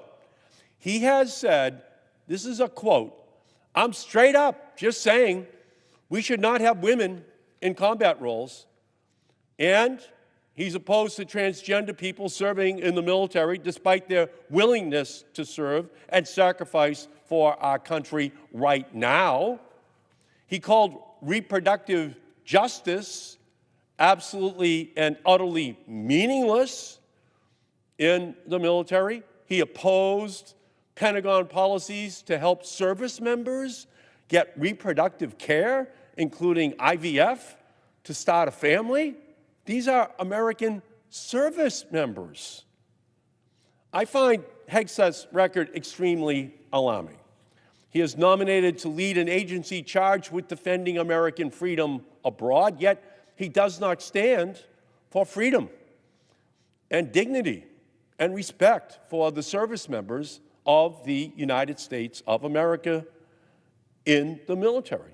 Indeed, Mr. Hegseth's own writings and alleged conduct should disqualify him from holding any leadership position in the military, much less being confirmed as the Secretary of Defense for our nation.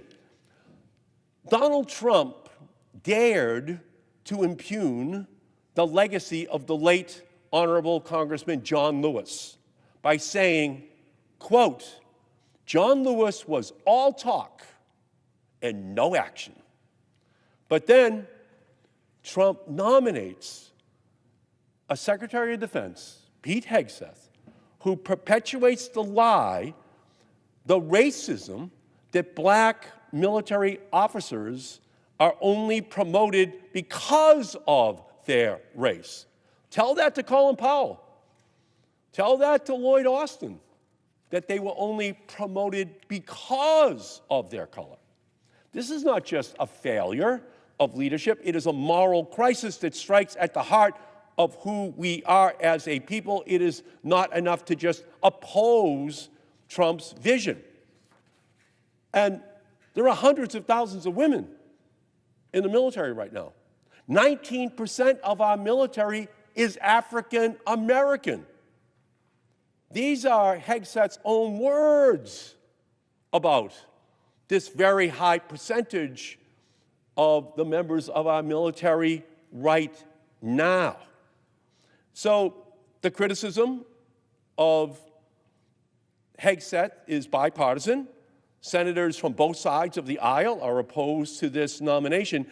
And if you didn't know anything else about him, if we didn't have any more hearings, if we didn't have any more documents, if we didn't have any other people coming forward, we already have enough evidence. Eye-watering detail sufficient to cast a no vote on the floor of the United States Senate on this nomination. And that's because the position of Secretary of Defense is a serious job.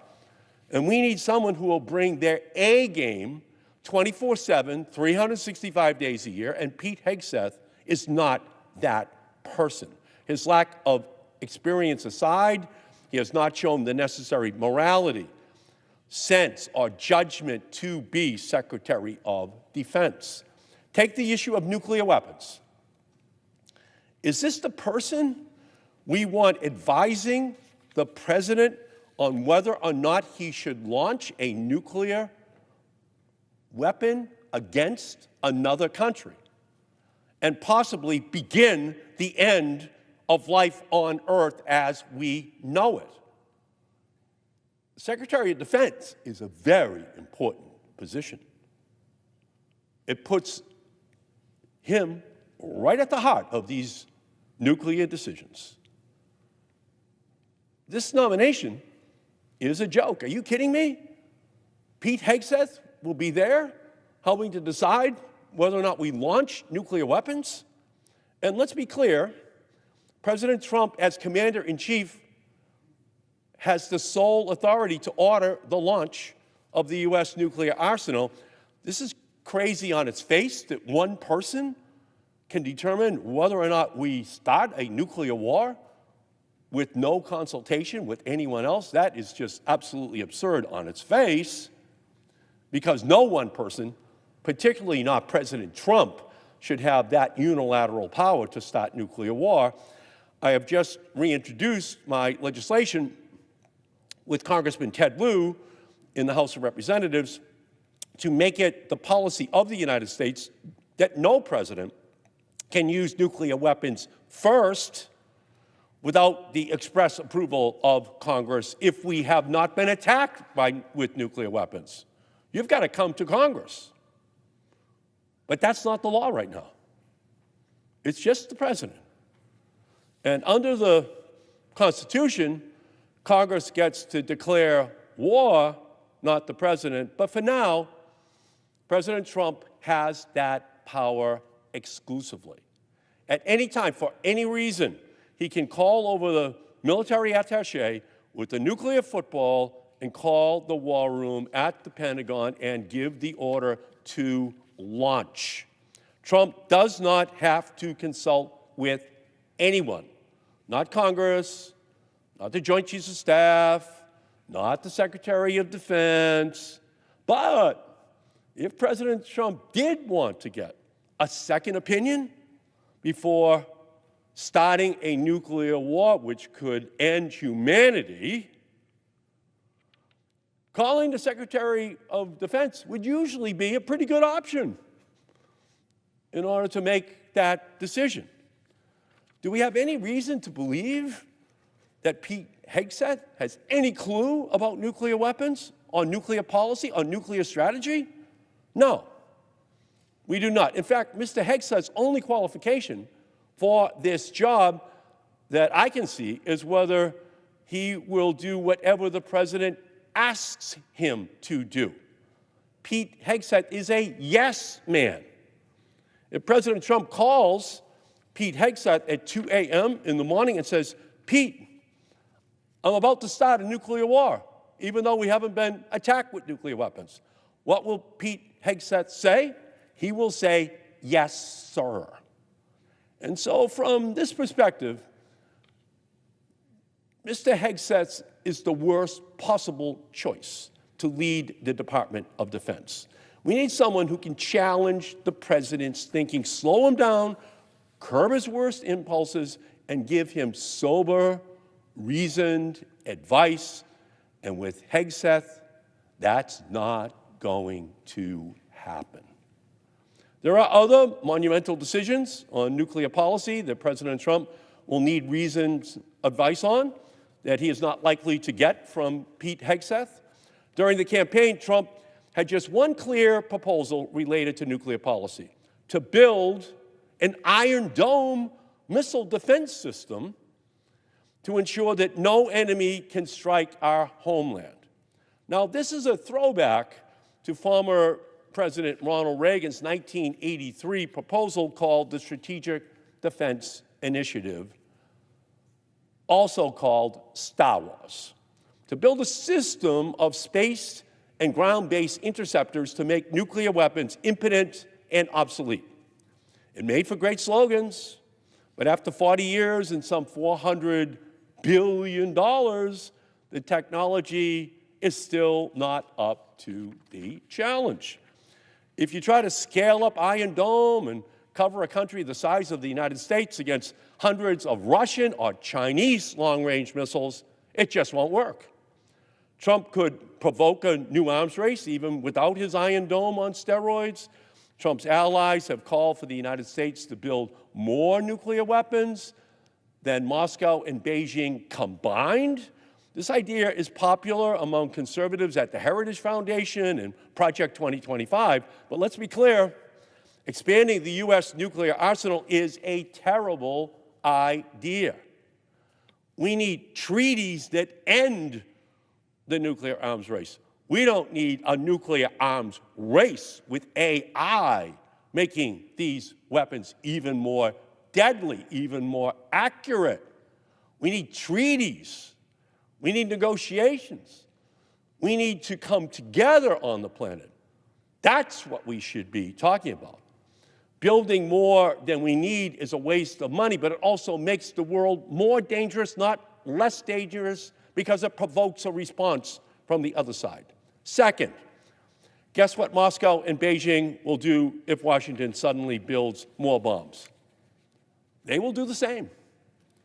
Third, a U.S. buildup would doom any chances of saving the U.S.-Russian arms reduction process. The last remaining treaty, New START, expires 1 year from now.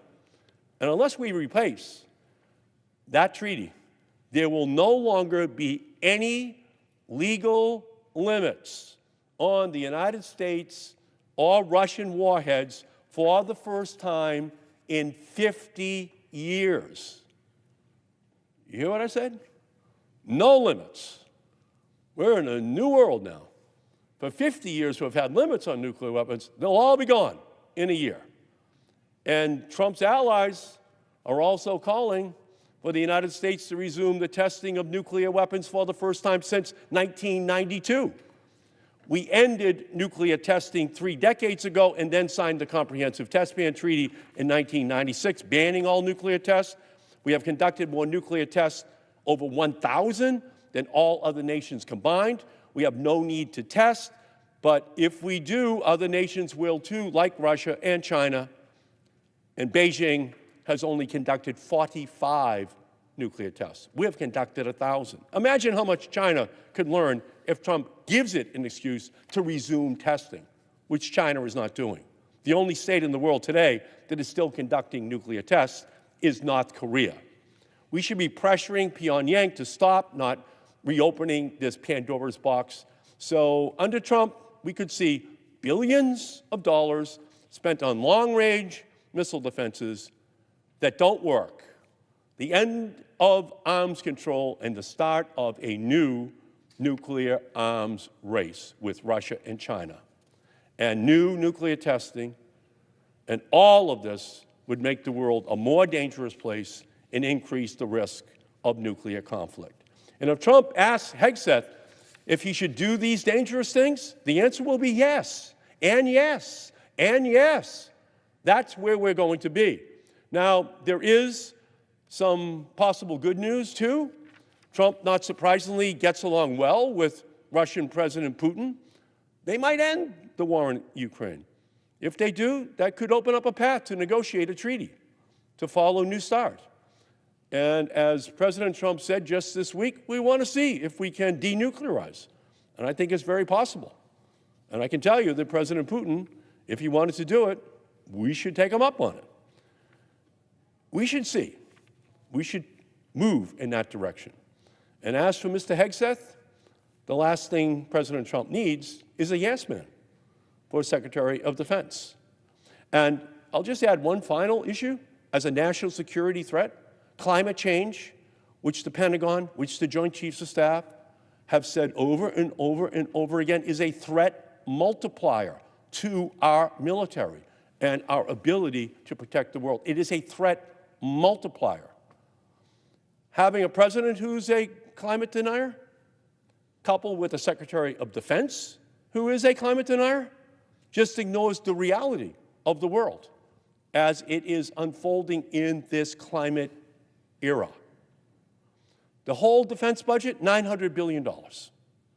Hurricane Milton and Helene in October and November, combined with the fires in Los Angeles right now, $500 billion of damage in 3 storms. That's half the entire defense budget for our country. We can't have a Secretary of Defense who doesn't believe that climate change is a threat multiplier to our military and to the security of the planet. We need someone there who can speak truth to power, the President of the United States. So I can't more strongly recommend a no vote on the floor of the Senate on this nomination. He is unqualified. His confirmation could be very dangerous to our nation. We need military personnel who respect the Secretary of Defense. We will have none of that with Pete Hegseth. So I very, very strongly recommend to this body that we vote no and tell the President to come back with someone who is worthy of this most important of all positions in his cabinet. And with that, I yield back.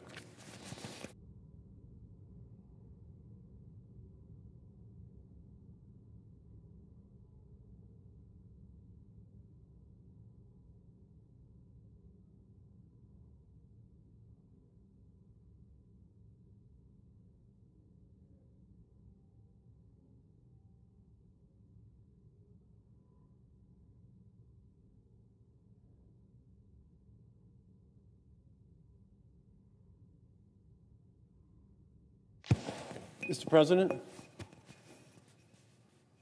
Senator from Massachusetts. Mr. President, I doubt the presence of a quorum.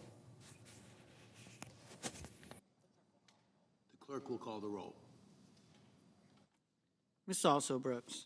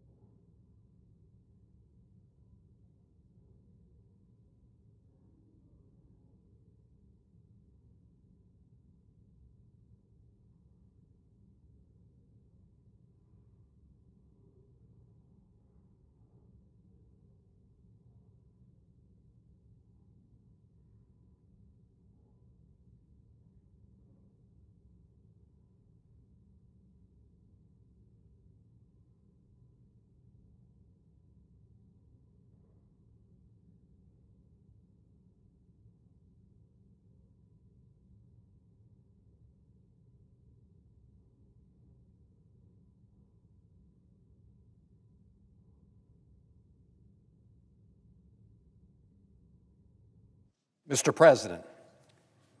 The senator from Maryland. Thank you, Mr. President. I come to the floor to speak to some of the actions that President Trump has Senator, taken. the Senate is in a quorum call. Mr. President, I ask unanimous consent that the quorum call be waived. Without objection. Thank you, Mr. President. I come to the floor this afternoon to speak to some of the actions that President Trump has taken just in his first 3 to 4 days and speak to the nomination of Pete Hegseth as Secretary of Defense. President Trump was sworn in at noon on Tuesday, just down the hall a bit. As a candidate, he ran promising to help working men and women throughout the country. He talked about addressing their kitchen table issues. So let's take a quick look at some of the big actions that have been taken just in the last 4 days. One very serious action taken was pardoning the men and women who were convicted of bludgeoning and assaulting police officers in this Capitol on January 6, 2001. For those of us who were here that day, we will never forget, because after losing that election, Donald Trump unleashed rioters on Capitol Hill, rampaging throughout the citadel of democracy, clubbing police officers with baseball bats and crushing them between doors. 140 law enforcement officers from the Capitol Police and the Washington, D.C. Metropolitan Police were injured that day. I remember their heroism, and I remember those who died in the days following those attacks. Mr. President, to pardon people who were convicted of assaulting and bloodying and bludgeoning police officers demonstrates contempt for the men and women who help protect us every day, not just here in the Capitol, but men and women in law enforcement throughout the country. As the Fraternal Order of Police and the International Association of Police Chiefs have said, and I quote, "Allowing those convicted of these crimes to be released early diminishes accountability and devalues the sacrifices made by courageous law enforcement officers and their families." They go on to say that this leniency, quote, "sends a dangerous message that the consequences of attacking law enforcement are not severe, potentially emboldening others to commit similar acts of violence," unquote. Simple result of this is to send a terrible message that if you assault police officers in the name of Donald Trump, he will be there to pardon you. Let's look at some of the other actions he's taken just in these first days back in the White House. He issued an executive order that rolls back initiatives to help reduce the costs of prescription drugs for more Americans. He's been laying the groundwork here on Capitol Hill for a huge new tax cut that will disproportionately benefit the super wealthy and the biggest corporations at the expense of other Americans. We heard him speak at that podium during his swearing in of the golden age.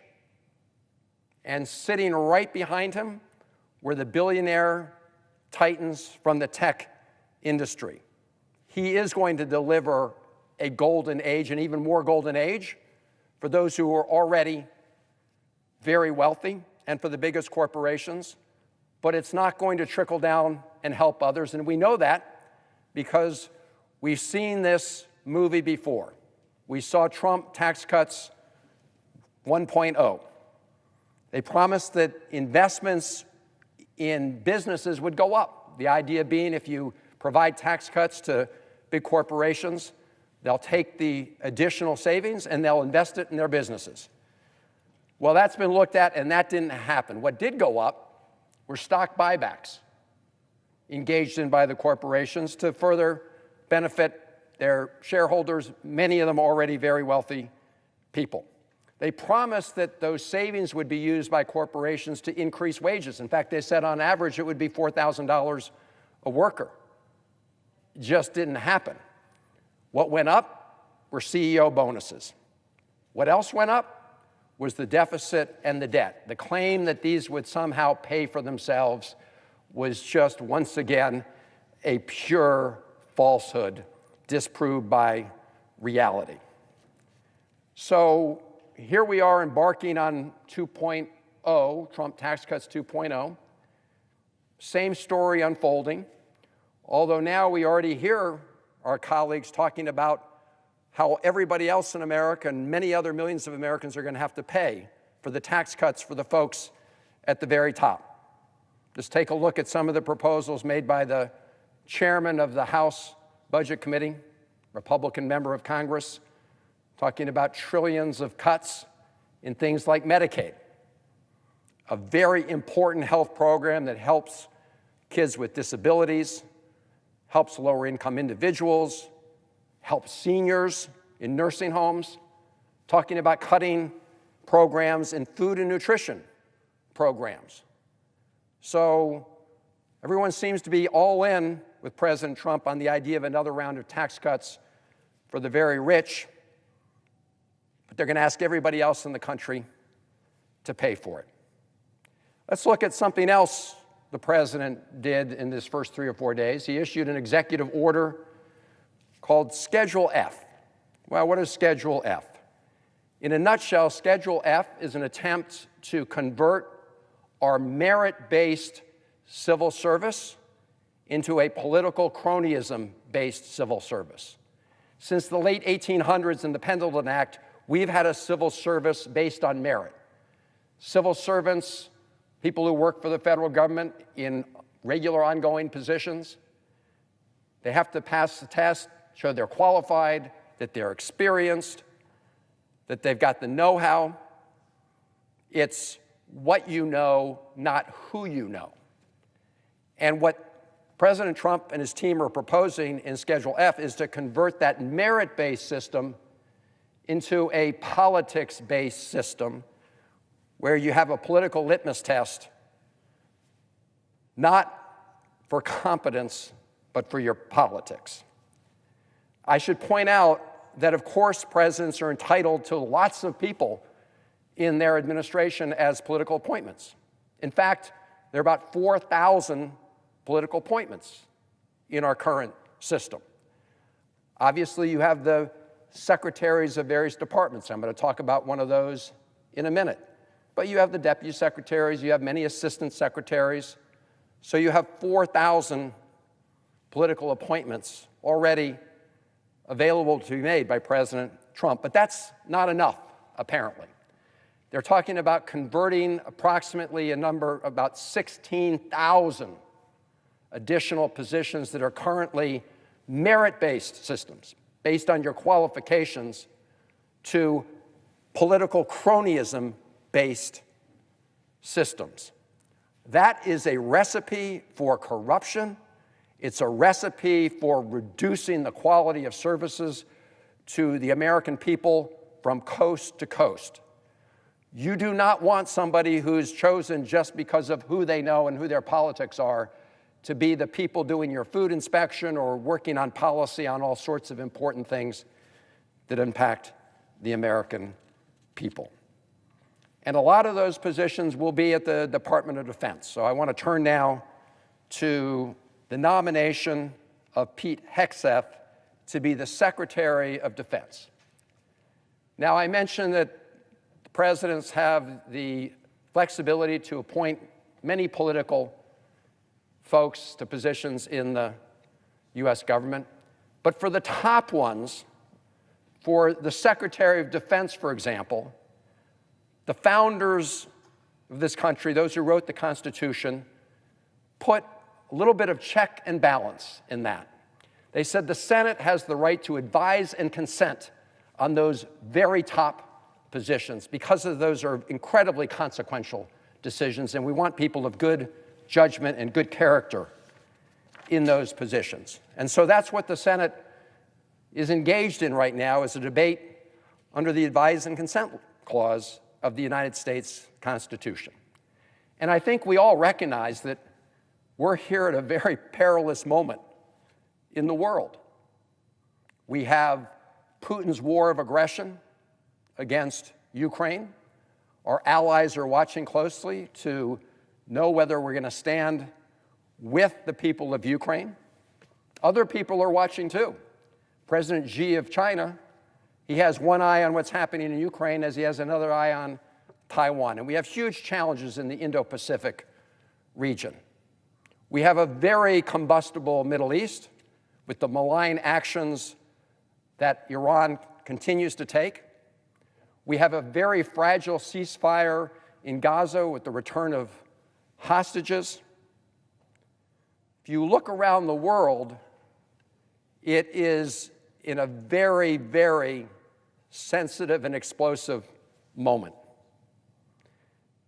And we should keep that in mind as we decide whether we're going to provide advice and consent to Pete Hegseth for Secretary of Defense, somebody who will be overseeing 3.4 million service members and employees, someone who will be second to the president in making decisions on the operation of our nuclear forces, someone who will oversee what represents over half of the entire discretionary budget of the United States of America, $850 billion. So in this moment, it's especially important that we look at his qualifications, because what we don't want is somebody who's untested and incompetent and someone of low character running the Defense Department in the highest position of that department. And yet, as we've heard from ample testimony, that's exactly what will happen if Pete Hegseth is confirmed to be Secretary of Defense. As our colleague, Senator Reid of Rhode Island, the ranking member of the Senate Armed Services Committee, someone who served in the 82nd Airborne, has said, service members with Mr. Hegseth's record would be disqualified, not just from the highest position of the Defense Department, but any position in the military. And yet, this Secretary of Defense would be overseeing all of those men and women who we ask to uphold the highest tradition and values of our country. And yet the person who would be in charge, if confirmed, would be somebody who would be disqualified from being one of them. That is a terrible message to send. Let's take a look at the record on management as well as the personal conduct of the person that President Trump has nominated to be head of the Defense Department, Mr. Hegseth. He led 2 veterans organizations and, based on the testimony, in both cases engaged in financial mismanagement and wasteful spending. When managing a budget of under $10 million, he repeatedly overspent until the organization was on the edge of bankruptcy. In his next leadership role, he continued to overspend, including on social events and excessive drinking. His successor in that position was told, and I quote, "Among the staff, the disgust for Pete was pretty high. Most veterans do not think he represents them, nor their highest standard of excellence," unquote. He was told that funds that had been used to fund Mr. Hegseth's partying and drinking, as well as his use of work events to, quote, hook up with women on the road, unquote. Mr. Hegseth has a disturbing history of sexual harassment. In 2017, he was credibly accused of raping a woman in a California hotel room. We learned yesterday that Mr. Hegseth paid the woman $50,000 to prevent her from talking about the assault. We also know that he failed to disclose that information to the transition team attempting to keep it secret. We can understand why he didn't want the American people and the Senate to know that. So, Mr. President, I really wonder how the Senate could possibly confirm Mr. Hegseth for an entry-level security clearance, let alone the enormous responsibility of leading the Department of Defense and the men and women who serve there. Let's take a look at another aspect of Mr. Hegseth's record, because whoever is Secretary of Defense has to understand that they represent the great American military, every single person in it, regardless of background, regardless of religion, regardless of race, regardless of sexual orientation. That is their job. They all bleed red. They're all out there fighting for the United States of America. They've all sworn to defend our country. And yet, if you look at his statements, it's very clear that he believes military service is for some, but not all Americans who want to serve. His remarks are centered on disparaging women, people in the LGBT community, and Muslim Americans. Let's look at the women serving in the military. He has said, and I quote, "I'm straight up just saying we should not have women in combat roles," unquote. Now, I watched some of the hearing. I saw him try to wiggle out of statements that he had made very clearly, like this one I just read. And frankly, nobody should be fooled by this 11th hour conversion as he seeks to be confirmed by the United States Senate. He said what he said, and it was actually part of a pattern when it came to women serving in the military. In his 2024 book called The War on Warriors, Mr. Hegseth criticized both the Don't Ask, Don't Tell, as well as its repeal, writing that these policies are just part of a social justice agenda. I would say to those men and women who are serving in our military, who have been condemned and criticized by Mr. Hegseth, we all thank you for your service. Most of us thank you for your service. In his 2020 book, American Crusade, Mr. Hegseth portrays contemporary cultural and political conflicts in the United States. He portrays them as part of the Crusades, and frames, quote, Islamism and Muslim immigration as existential threats to American society. Again, we have a military comprised of people of all different faiths. They've all sworn an oath to defend this country. And we should not have a Secretary of Defense that maligns a big group based on their faith and engages in that kind of bigotry. And yet, in 2015, a former employee reported that Hegseth chanted, quote, "Kill all Muslims," unquote, and then said, in a drunk and violent manner, he said that. So, Mr. President, these are just some examples of the words and conduct of the person that we are considering to be Secretary of Defense for all the men and women who serve in our armed forces and in the Pentagon. And we should not want any member of our military to be fearful of the person who's leading them. And yet, if you're fall into one of these groups, or even if you're not, you should be very scared about what he has said, maligning certain Americans and trying to pit people against each other based on faith, based on gender, based on sexual orientation. Mr. President, I want to turn to one other category of important issues that we would think, I hope we would think, should be upheld by a Secretary of Defense. Mr. Hegseth has lacked moral clarity and expertise about lots of elements of the military and war, including the laws of armed conflict. And his comments suggest that he does not believe that the United States Armed Forces should follow the laws of war. One of the very important principles we instill in our professional U.S. military is the importance of following the laws of war. And yet Mr. Hegseth has lobbied for pardons of military members who were turned in based on testimony of their peers for illegal behavior and convicted by military courts.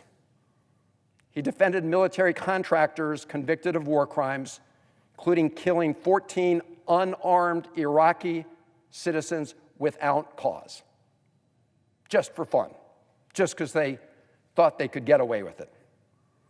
He has repeatedly mocked the laws of armed conflict and expressed unequivocal support for service members who have been convicted of war crimes.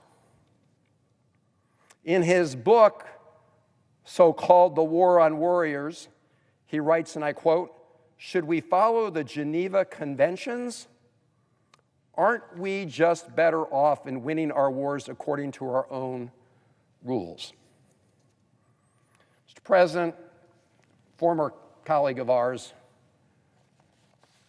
and a great American hero, Senator McCain, would be turning in his grave to hear these kind of comments. I want to read what Senator McCain said about the importance of the laws of war. Quote, "War is wretched beyond description, and only a fool or a fraud could sentimentalize its cruel reality. The Geneva Conventions and the Red Cross were created in response to the stark recognition of the true horrors of unbounded war, and I thank God for that. I am thankful for those whose dignity, health, and lives have been protected by the conventions." Senator John McCain in 1999. Hegseth, 2025. Let's just get rid of those rules of war, put in place because of the hard-earned lessons of, as Senator McCain said, the wretchedness of war. Mr. Hegseth has also talked about going back to days of illegal waterboarding and ignoring the Geneva Convention and other rules when it comes to torture and interrogation, saying that we should, again, as he said, just sort of ignore those rules, do our own thing. Here's what Senator McCain said about that when it was debated here in the United States Senate. "I know from personal experience," Senator McCain said, "that the abuse of prisoners will produce more bad than good intelligence. I know that victims of torture will offer intentionally misleading information if they think their captors will believe it. I know they will say whatever they think their torturers want them to say if they believe it will stop their suffering. Most of all, I know the use of torture compromises that which most distinguishes us from our enemies, our belief that all people, even captured enemies, possess basic human rights, which are protected by international conventions the United States not only joined, but for the most part authored," unquote, Senator McCain. Now, I know that President Trump disdains that great American hero, Senator McCain. In fact, here's what candidate Trump said back in 2015, quote, "He's not a war hero. He was a war hero because he was captured. I like people who weren't captured," unquote, says somebody who never served in the military. Colleagues, I urge us to apply the standards that Senator McCain would apply. I urge us to listen to our colleague Jack Reed, who served in the 82nd Airborne and has with great diligence, serves as the ranking member of the Senate Armed Services Committee.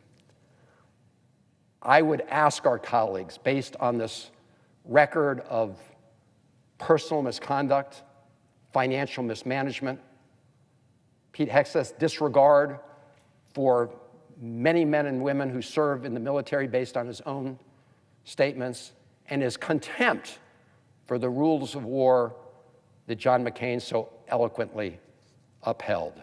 So when it comes to this senator, I hope other senators, when it comes to providing advice and consent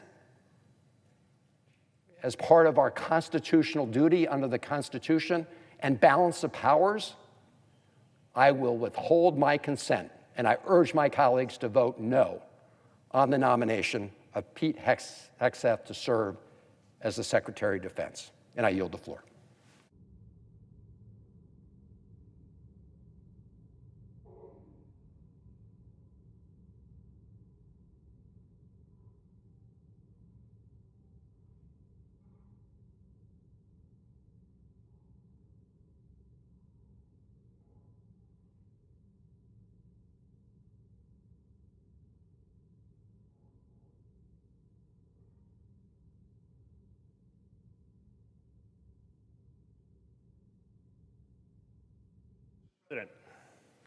Senator from Oregon.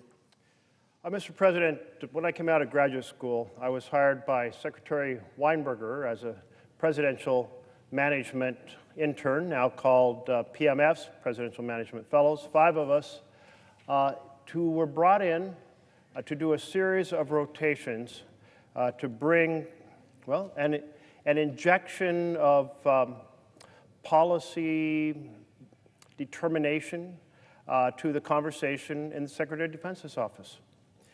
And it was really quite an enlightening experience. My first assignment involved being desk officer for Jordan at the Defense Security Assistance Agency, because the desk officer who worked for both Jordan and Lebanon had to pay a lot more attention to Lebanon because we had the horrific bombing of the Marines in the tower. And then there was an argument inside the defense establishment about how to keep Russia from going forward at a faster pace technologically. And the research and development side said, if you classify everything, you will slow us down and Russia will catch up. And the policy said, unless we classify everything, the Russians will steal so much, they'll speed up and catch up.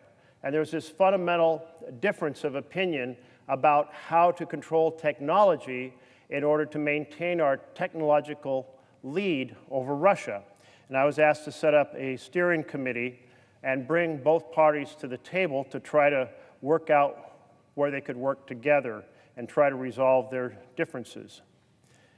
And in the course of things, I was drafted to become a programmer, to do computer studies of survivability related to what strategies with our strategic forces would decrease the risk of nuclear war happening, what would strengthen deterrence, and then on to a service at NATO, and then to R&D budgeting cycle, where I learned many of the budget games the Defense Department employs in order to get a whole lot of money that seems to be never accounted for. In fact, it's become universally recognized the Defense Department can never pass a budget, can never pass a budget test, that is an audit, because they don't track anything very closely, and there's just all kinds of loose ends left. And year after year, Democrats and Republicans have set up and said, audit the Secretary of Defense, audit the Defense Department, we want to know where our funds go.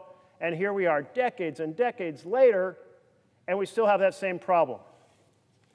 No, it was a valuable several years that led then to me working for Congress on strategic nuclear issues. And the decade of Eddies, we saw some real advances in our security. We saw some real advances in terms of the stability of the nuclear dynamic within the Soviet Union.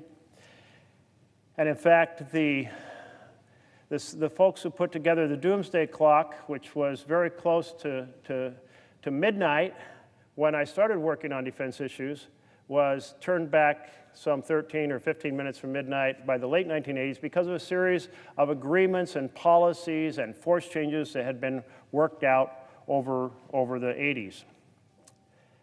The Defense Department is massive. It's massive. An annual budget of about $850 billion. 3.4 million people working for it. 2.5 million service members. 900,000 civilians. It's massive. It's complicated. But what experience does Mr. Hegseth bring? He ran 2 little micro nonprofits, and he ran them into the ground. He had documented problems with drinking on the job.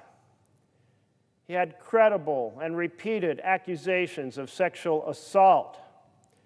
He showed disrespect for female service members and diverse service members, including the current, the former chairman of the Joint Chiefs of Staff, General Brown. What? This man who couldn't manage his way out of a paper bag, who mismanaged the enterprises undertaken, that's the man we're going to confirm to run the U.S. military that has massive needs for reform. Now, is this man some expert in military strategy? No. Is he some esteemed driver of the new technology of war with drones? No. Did he have diverse experiences inside the Defense Department that gave him many perspectives about the incredible sections of the Defense Department that deal with so many different issues? No. No. So why? Why are we having this conversation? What has happened to the idea of credible leadership? Well, I can tell you what happened. The President of the United States, President Trump, said, "Do what I want or I'll primary you." And now we have a bunch of folks across the aisle that are not doing their job under the Constitution. The Constitution says that it's our responsibility to advise and consent, to vet nominees, and to make sure they're qualified before they take these positions.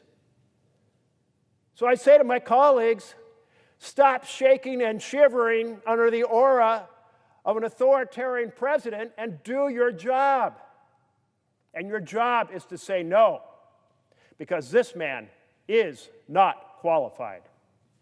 He did not even tell President-elect Trump about all the accusations made against him. If he could not tell President Trump the truth before he's serving and before President Trump is President Trump, how will he be able to stand up for the truth and say what needs to be said after President Trump is in office and he's Secretary of Defense? The Department of Defense has failed 7 audits in a row. The Secretary of Defense must be able to get the department on track to pass an audit. It's mandated by Congress. It's been mandated before. They still fail year after year. But both sides say it should happen. We should put some teeth into that. But I'll tell you, putting a man who can't manage a tiny nonprofit isn't going to get the job done. They ran up enormous debt. And by 2008, the financial records show they were unable to pay their creditors. Irresponsible in the max. Now, I know running a small nonprofit is hard. I was the director of an affiliate of Habitat for Humanity. Then I ran the housing division of another nonprofit that developed affordable housing. And then I was president of the World Affairs Council and had the managerial responsibilities. And it was tough, making sure we hit payroll each month, making sure we raised more money for the aspirations we had for those organizations. It was hard work. I worried about it all the time, but we always met payroll. We always advanced in our mission. Maybe if we're going to hire somebody from a small nonprofit to run a gigantic organization, we ought to at least know that they could run the small organization before they get promoted to running an organization with millions of people and the better part of $1 trillion in its budget. A Republican strategist who worked with him at that organization said, quote, "I don't know how he's going to run an organization with $857 billion budget and 3 million individuals." On more than a dozen occasions, Mr. Hegseth's Fox News colleagues report smelling alcohol on him before he went on air, including just a couple months ago.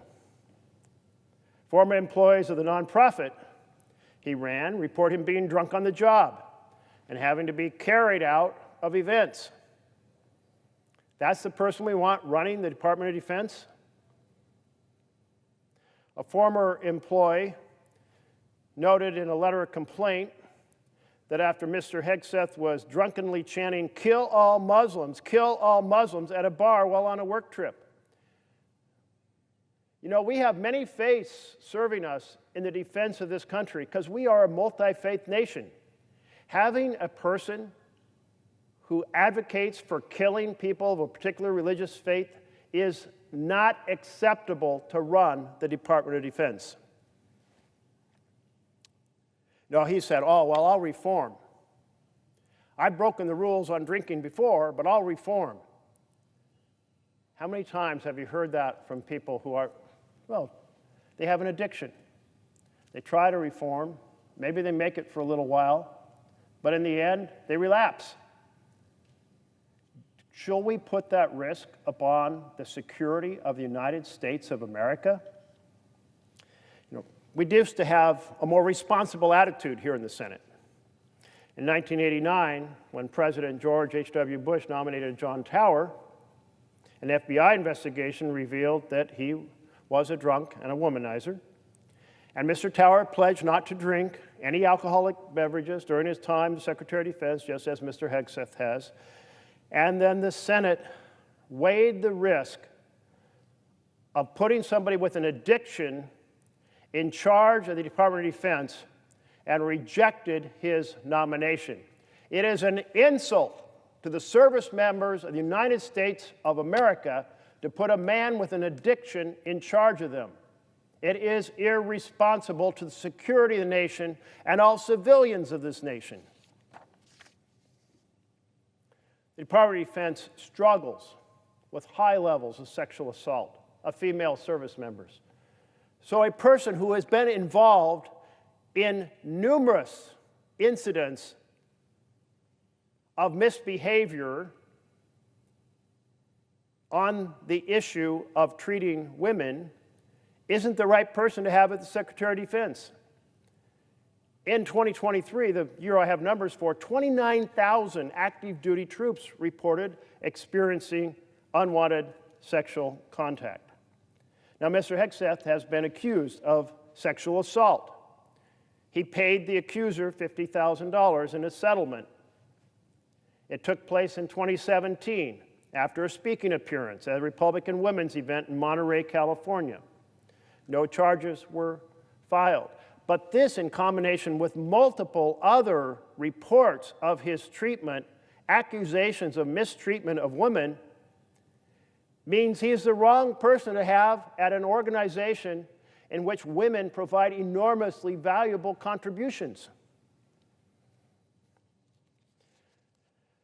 During his time at the head of a veterans organization, the employees report that Mr. Hegseth sexually, I quote, sexually pursued the organization's female staffers. It's not like this was one misunderstood event somewhere in his way past life.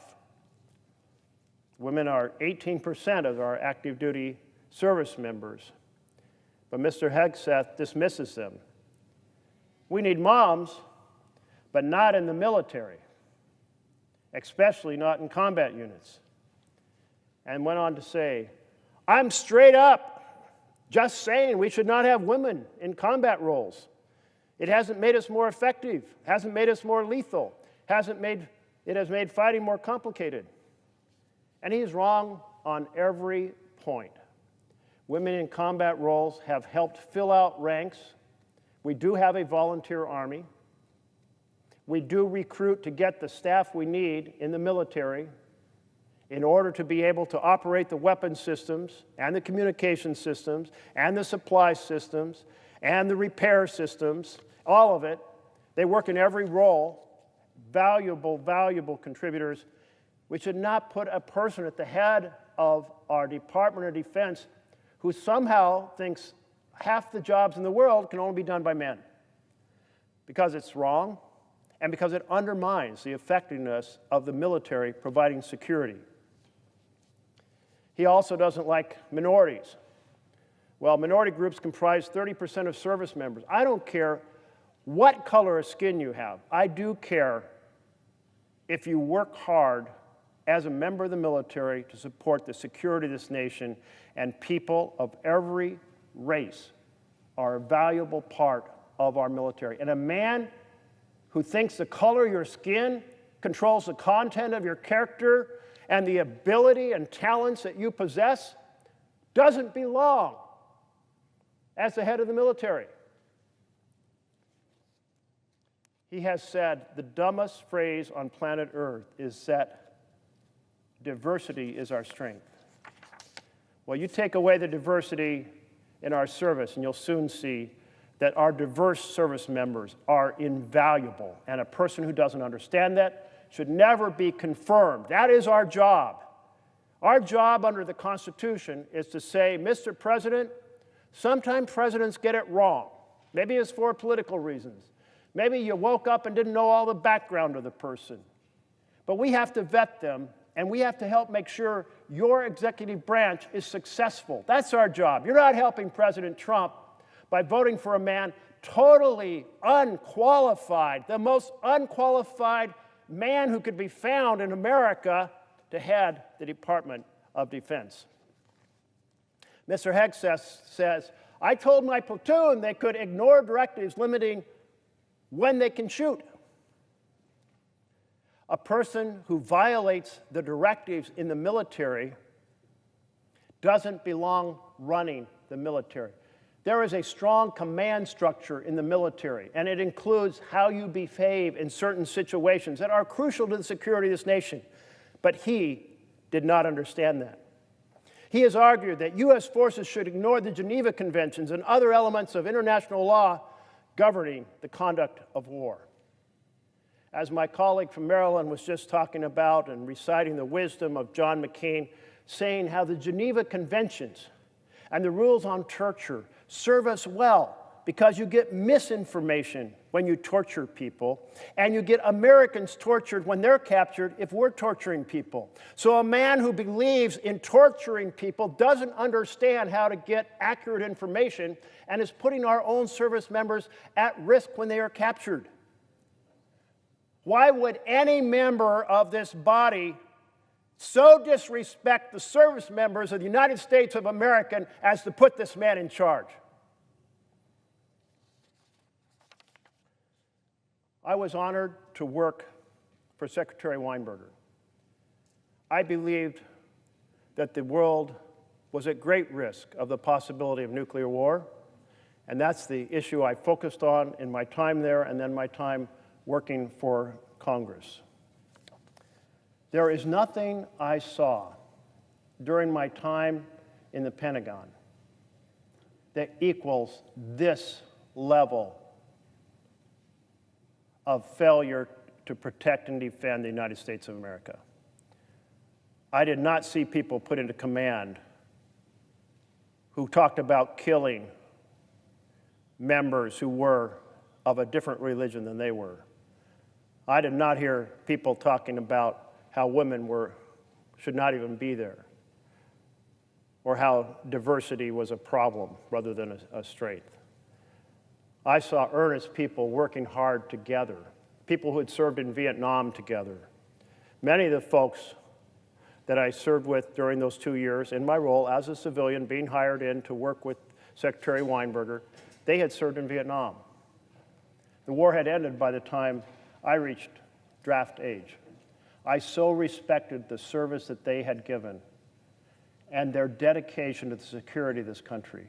And if you are dedicated to the security of this country, if you respect the service members in the United States of America, then do not give them a boss who is the wrong fit in every way possible. Thank you, Mr. President.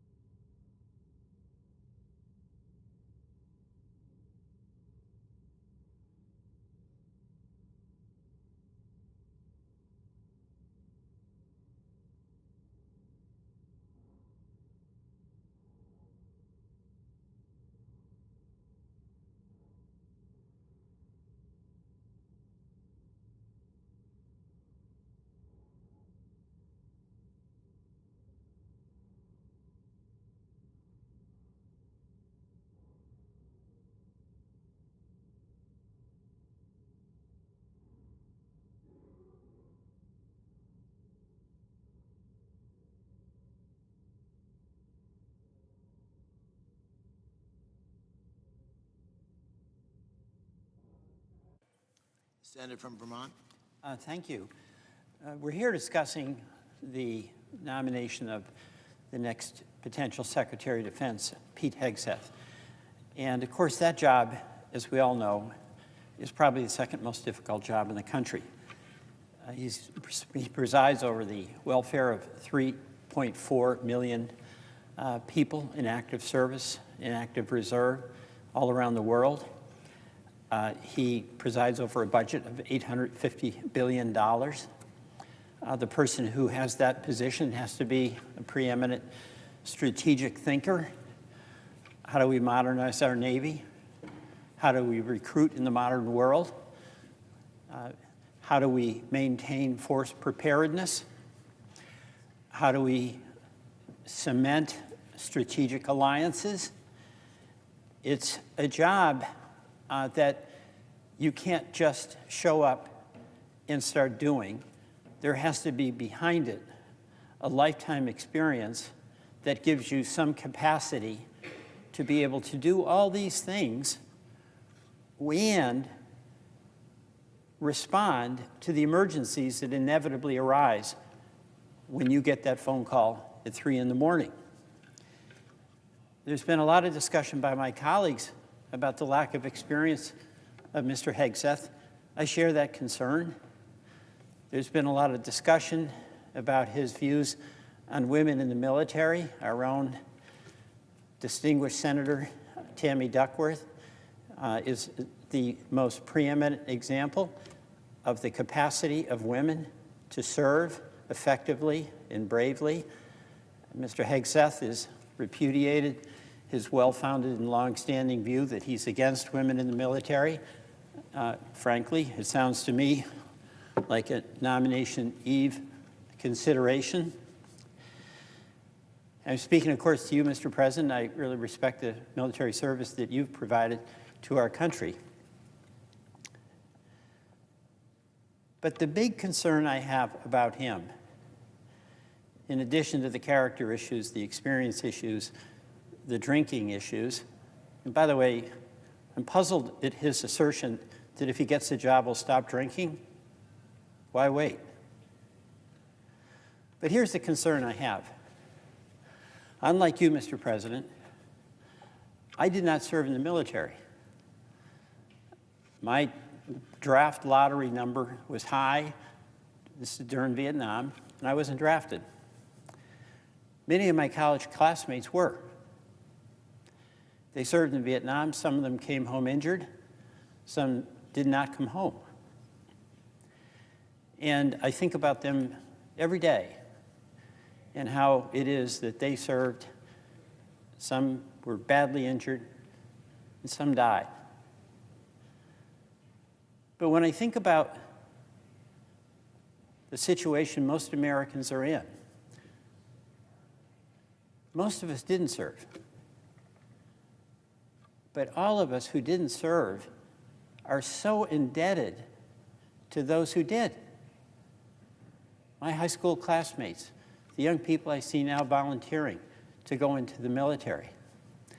So we, as Americans, have a profound obligation to honor the service of those who volunteer to respond to the call of the commander-in-chief who says, you're going to be deployed. They don't know where, they're not involved in the discussion whether, they're not involved in a discussion when. They show up. And our democracy so profoundly depends on the idealism of young people who are willing to subject themselves to the decisions of the commander-in-chief. And I believe, Mr. President, that every one of us here who's involved in the decisions about authorizing the use of military force have an absolutely profound obligation to do that with care, because the folks who are going to do the work and be in harm's way are going to be there because we sent them there. So it's why I've been so insistent, as many of us here, that we have to have a good VA. We have to have medical care for our soldiers and sailors and airmen and Marines. But what we need, too, is a Secretary of Defense who honors that idealism of these young Americans who decide to enlist. And that idealism is born in a sense of common commitment, a sense of wanting to do something for the common good. And it's also to live by the code of military conduct. There is great honor in our services. And those men and women who I so admire know they may have to use lethal force to defend our values, to defend our country, to protect their fellow soldiers. But they know there's limits. And they use it when they must, but never more than that.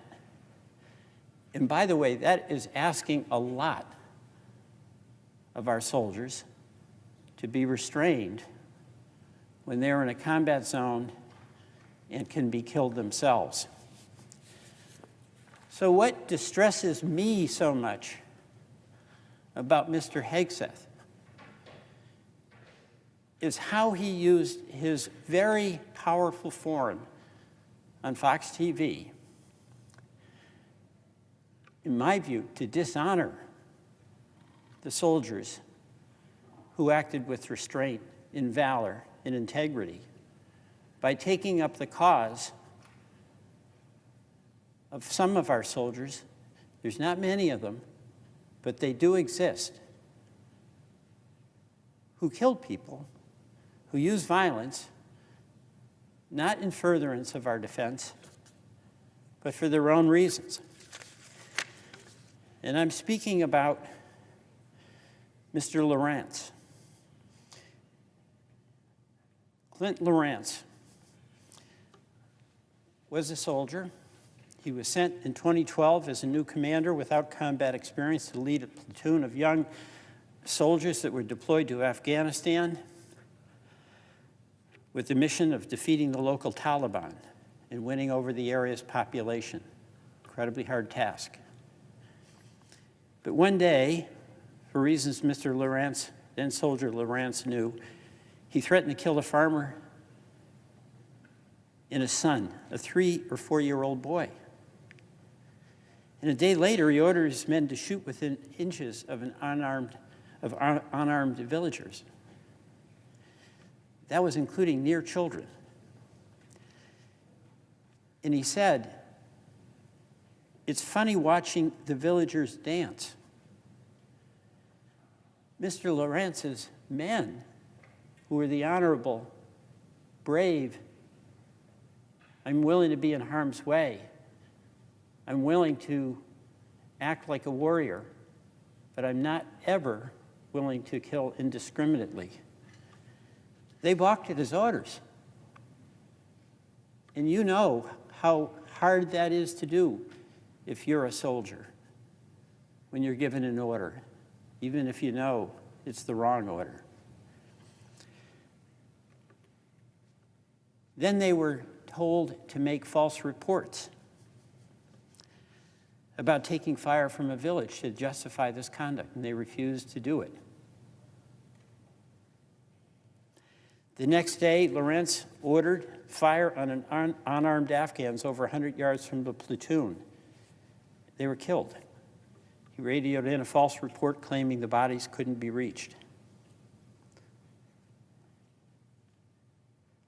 The people I honor are the people under his command who refused to take those orders. The people I honor are soldiers whose bravery extends not just to putting their own physical well-being in harm's way, but who maintain that commitment to the ideals of the military code of conduct that gives us the standing and legitimacy that is so important to our well-being. So my problem is this. I want a Secretary of Defense who's as good as the soldiers he leads. Mr. Hegseth, in my view, fails to meet that standard. I yield back.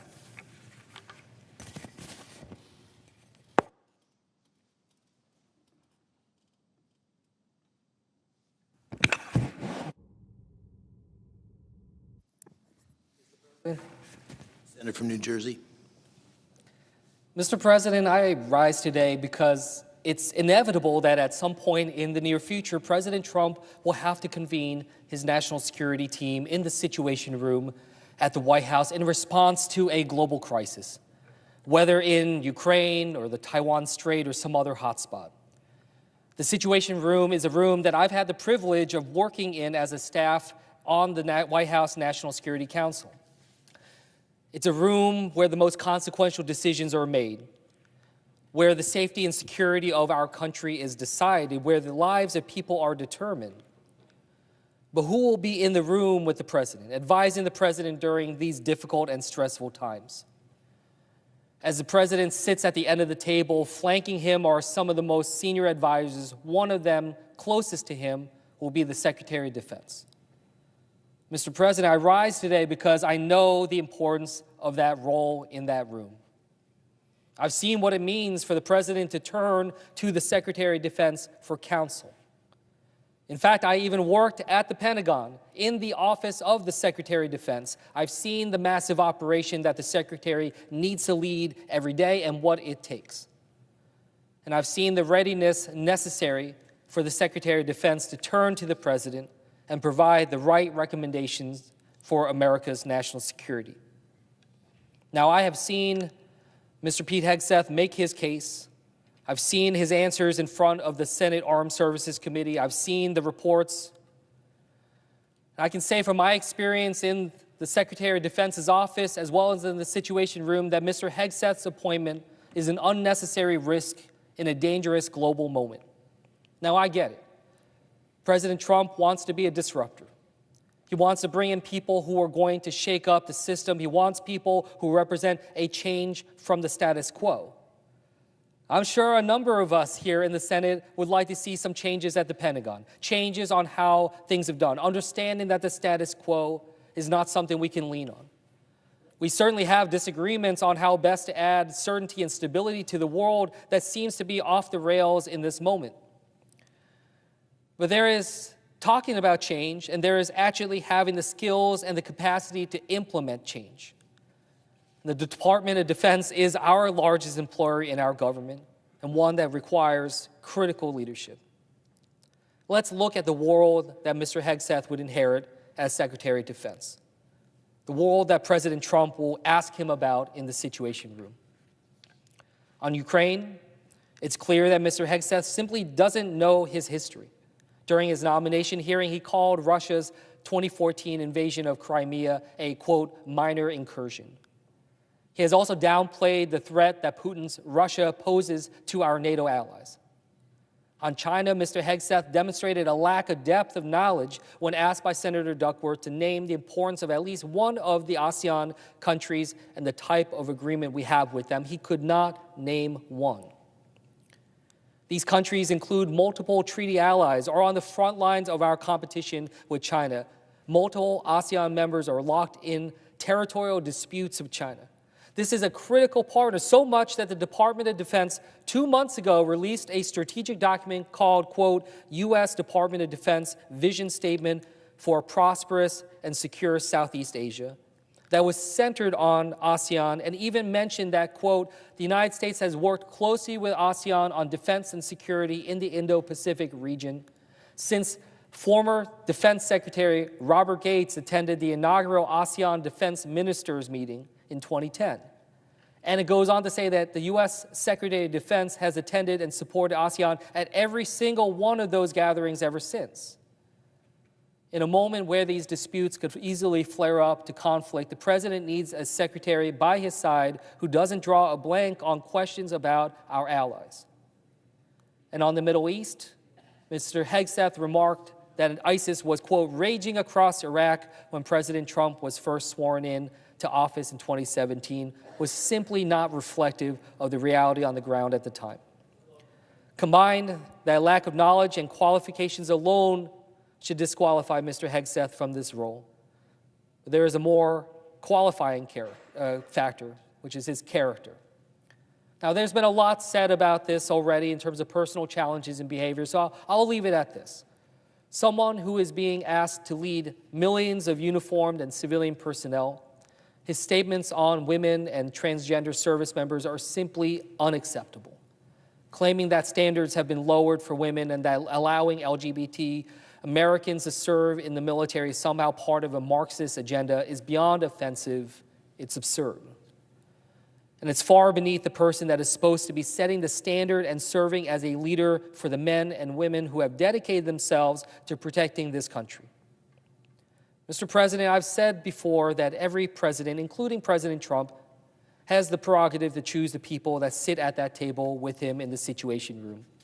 But our job here in the Senate is to make sure that those people have the competence and the character to serve our country.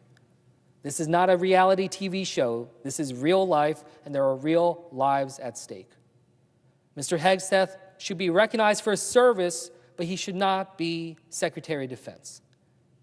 And if that is not enough, we are voting also to approve someone to be the sixth in line of presidential succession.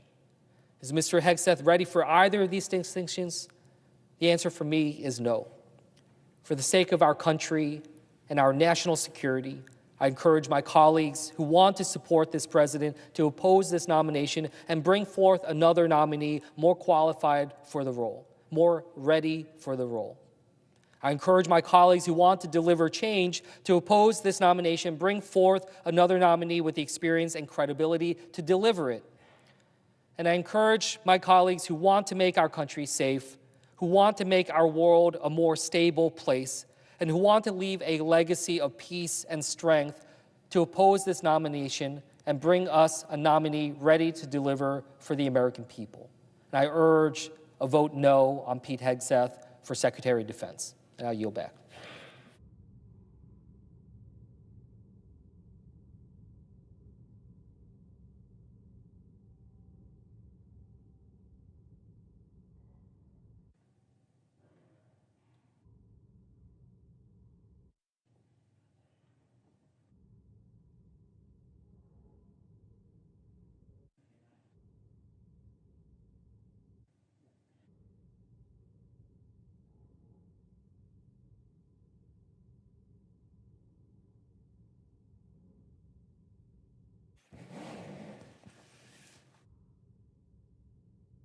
Mr. President? Senator from New Jersey. I note the absence of a quorum. The clerk will call the roll call. Thank you. Ms. Alsor-Brooks.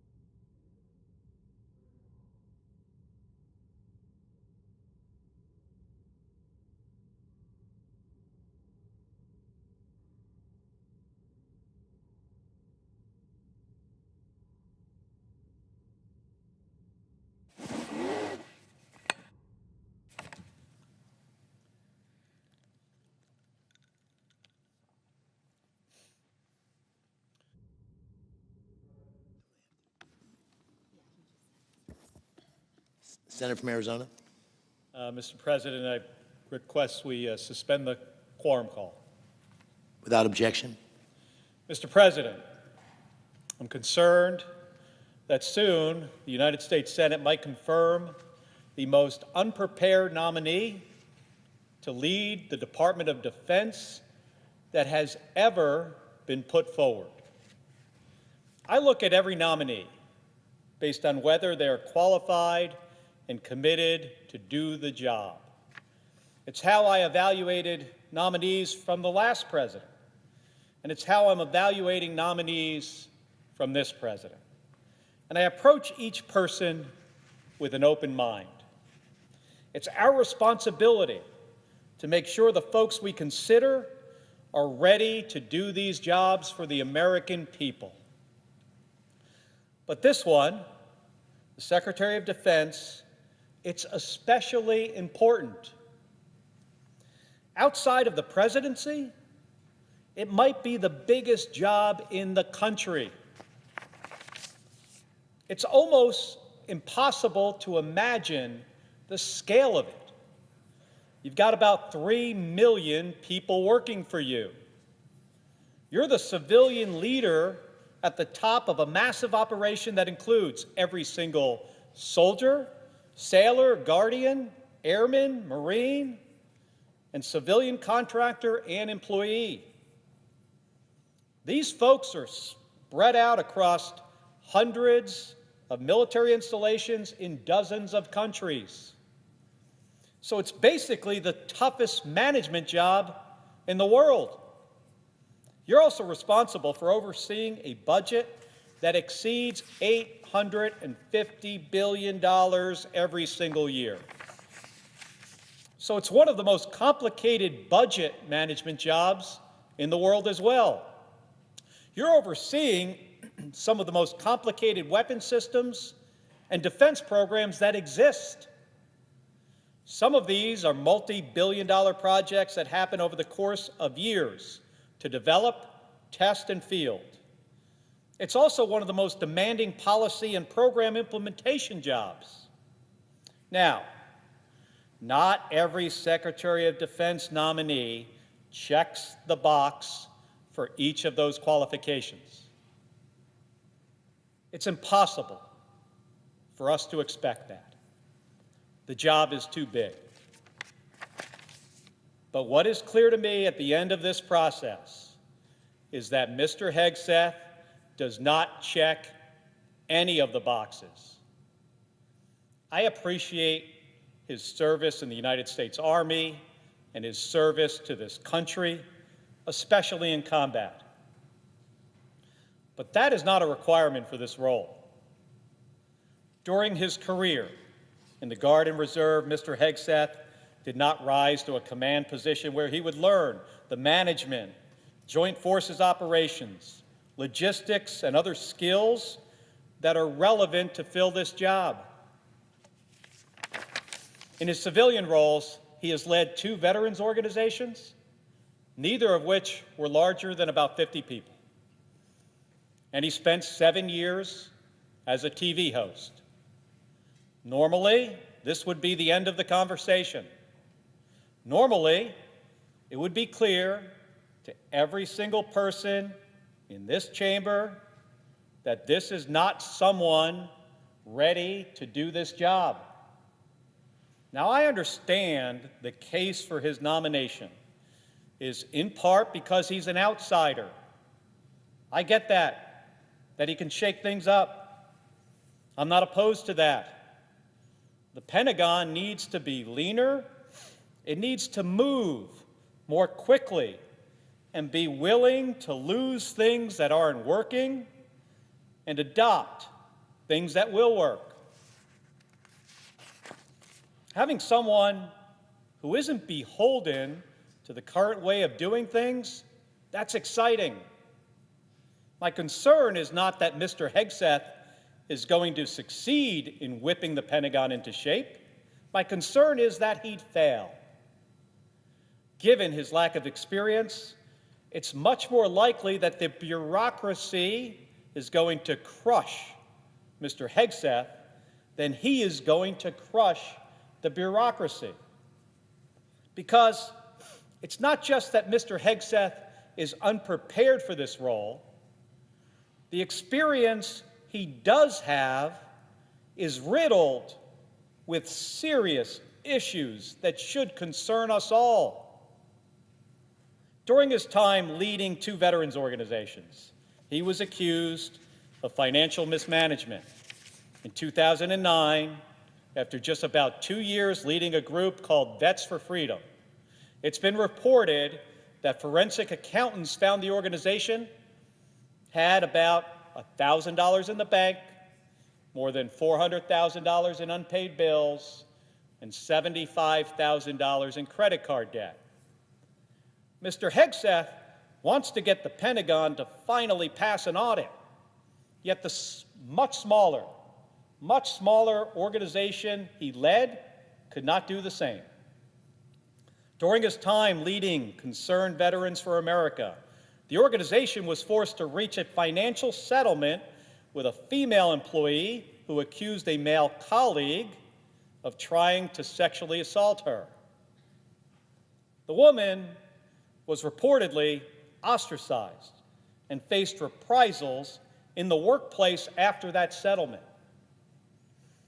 For a department that is working to address sexual assault and harassment, what would it say to confirm someone who has already fostered environments where these are an issue? It's also been reported that he frequently abused alcohol, getting drunk in front of his staff and in public. I want to remind folks of some of these incidents.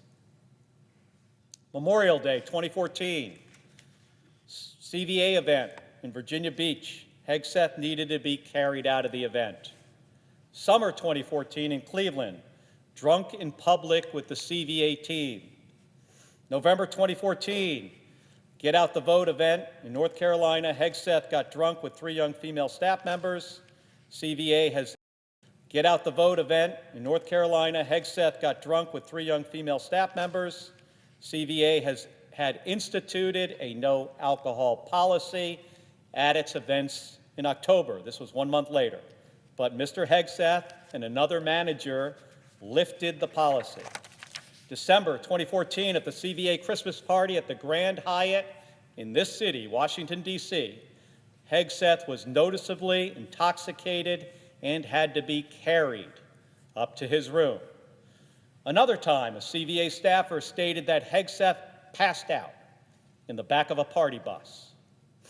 On May 29, 2015, a now former CVA employee sent a complaint letter to management that Hegseth was chanting, this is a quote, his quote, "Kill all Muslims," at a bar in Cuyahoga Falls, Ohio, in a drunk and violent manner.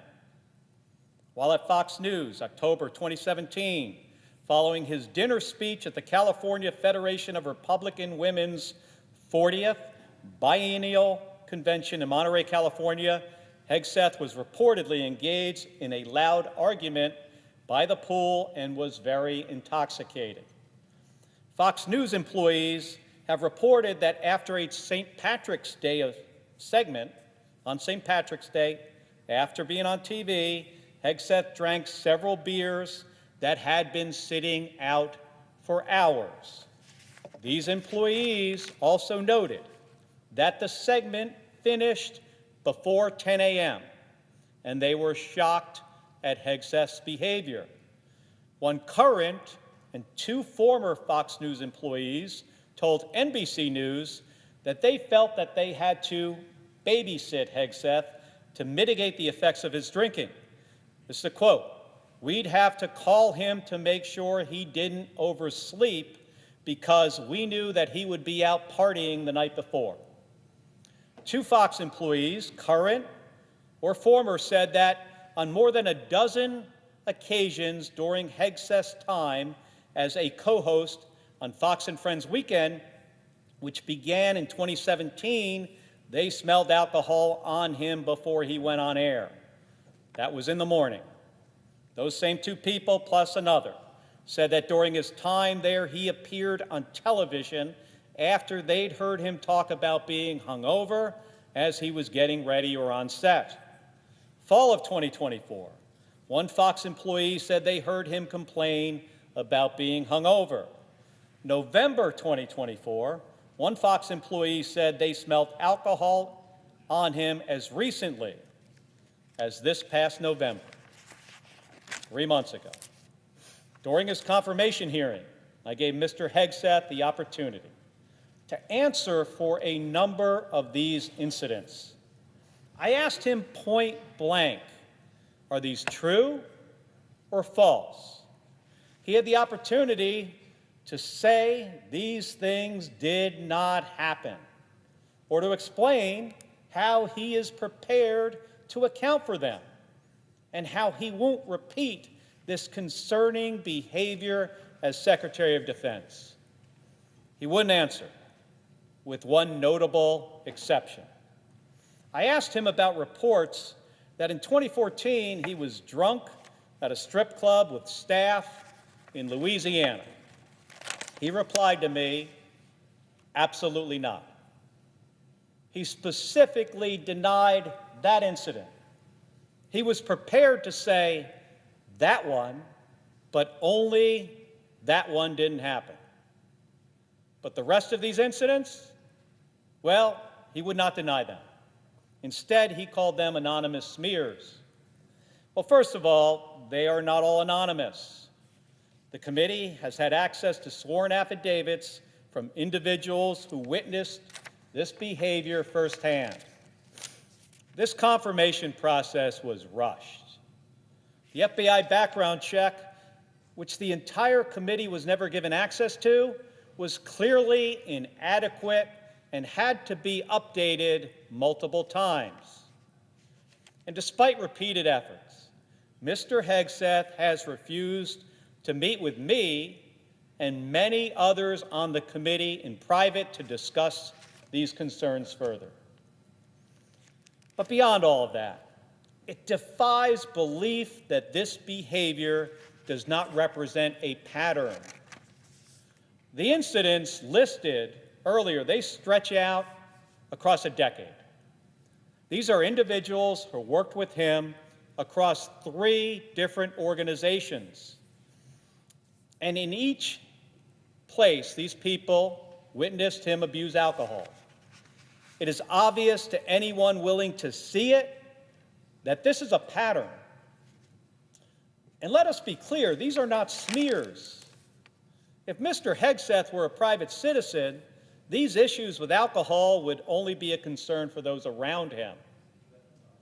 But when you're nominated to be Secretary of Defense, it's a concern for all of us, each and every American. This is not a job where you clock in at the beginning of the day and clock out at the end of the day. You have to be able to move seamlessly between advising the President on matters of national security, sitting with foreign leaders to hammer out agreements, and discussing complex weapons systems with your staff. And that might just be in the afternoon. Some of these things might happen on a plane across an ocean on a week-long trip, or during a phone call that comes late at night with quick decisions that affect the lives of our service members. During the Cuban Missile Crisis, Robert McNamara was briefed at midnight about the first photographs from U-2 spy planes showing the likelihood of Soviet ballistic missile sites in Cuba.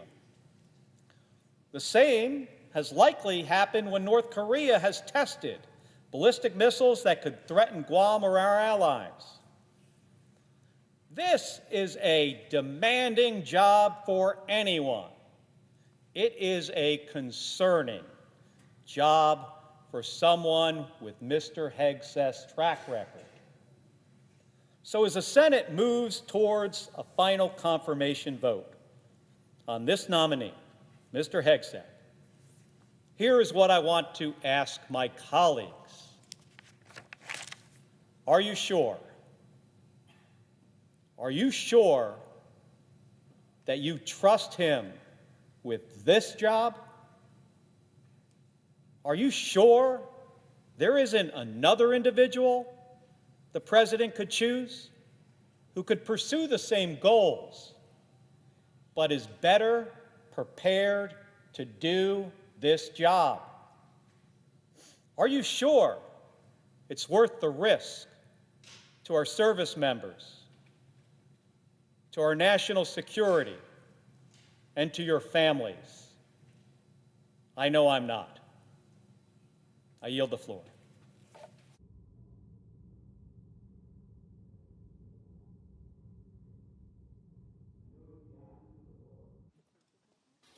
The clerk will call the roll. Ms. Alsobrooks.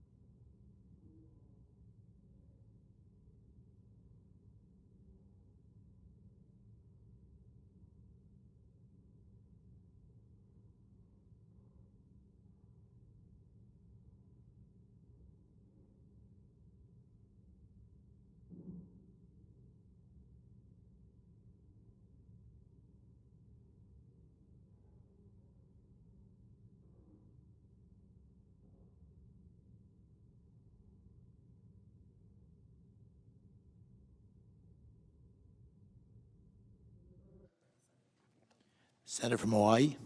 Thank you, Mr. President. I ask unanimous consent to vitiate the quorum call. Without objection. Mr. President, anyone who's tried to buy a carton of eggs at the grocery store lately has probably seen a sign on the empty shelves saying there's a national shortage of eggs because of the bird flu. And the reason that notices like this exist is because the Department of Health and Human Services tracks disease outbreaks around the clock and notifies the public in real time.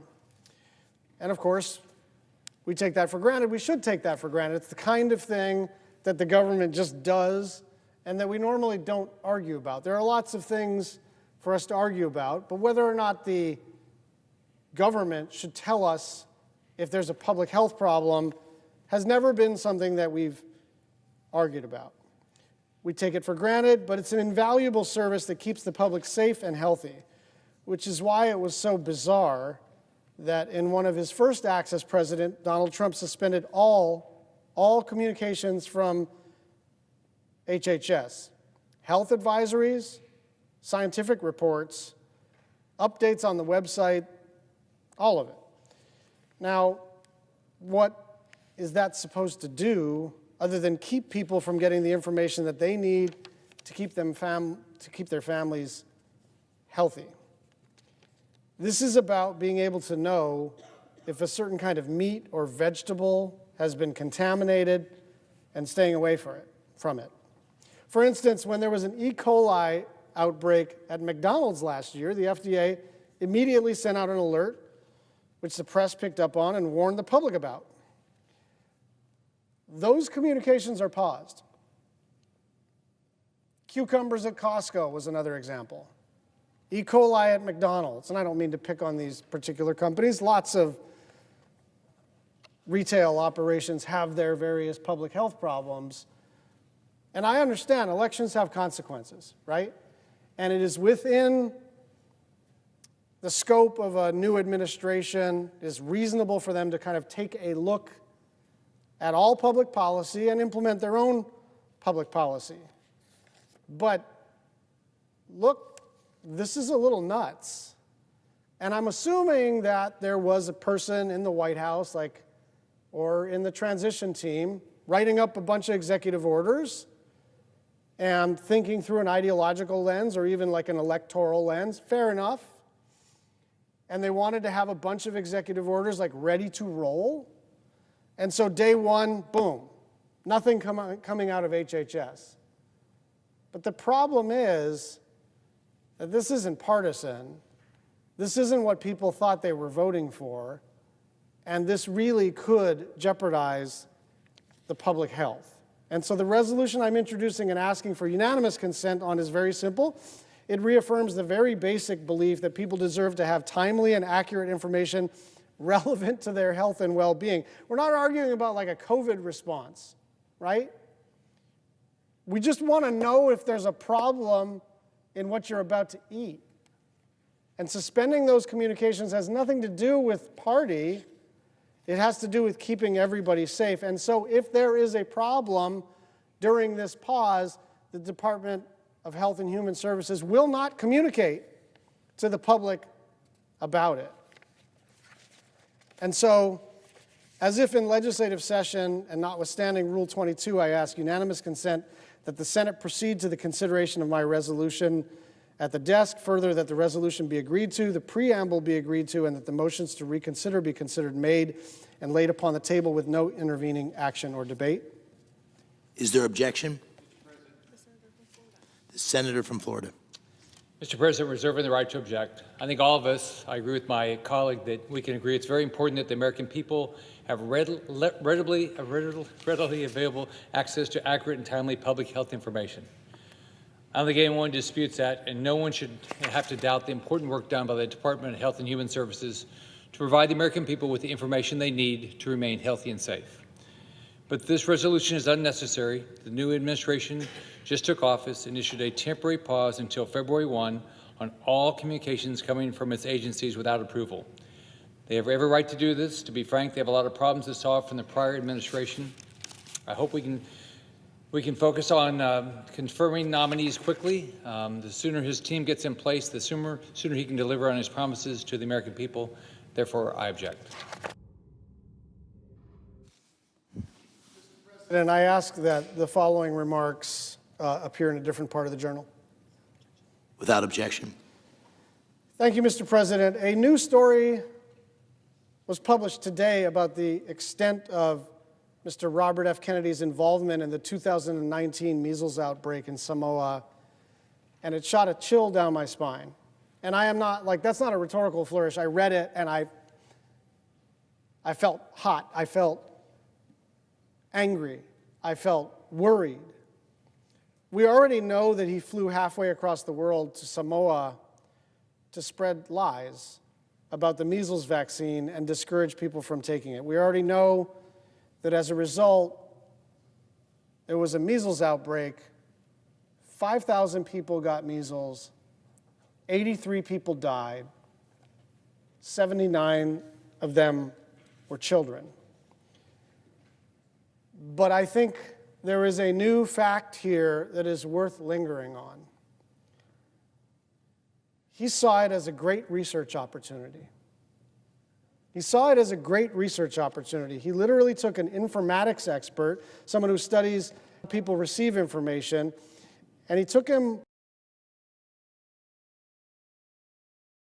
a, quote, natural experiment, studying what would happen to kids if they weren't vaccinated. And let me tell you why this is personal to me. My dad is my hero. May his memory be a blessing. And he's my hero for a number of reasons, but among them, he was a young doctor and he was reading the New England Journal of Medicine. He was right out of medical school. And he read about something called the Tuskegee experiments. And what happened in the Tuskegee experiments is that the United States Public Health Service withheld life-saving medication from African American men to, quote, observe the disease process. They considered these men expendable. They provided half of the cohort with penicillin, which they knew would cure syphilis, and half of the men with a placebo without telling them to, again, observe the disease process. And so my dad went on the record, and Congress actually intervened many years later with Tom Harkin and on a bipartisan basis, making it explicit that the United States Public Health Service has to observe the Hippocratic Oath, do no harm. Do no harm. And it's a dark history for America, but a proud moment as I think of my father and his legacy. But the one thing I never thought would ever occur is that more than 50 years later, we would be at the precipice of confirming a person to run the Department of Health and Human Services who, in this era, 50 years after the Tuskegee experiments, flew to Samoa, encouraged people not to take the measles vaccine, watched 5,000 people get sick, watched 83 people die, watched 79 kids die, and said, this is a real opportunity for data collection so we can see how this plays out. I'm still a little shocked that this person isn't going to be rejected 100-0. I understand partisanship. I understand loyalty. I'm not immune to partisan pressures on my own side.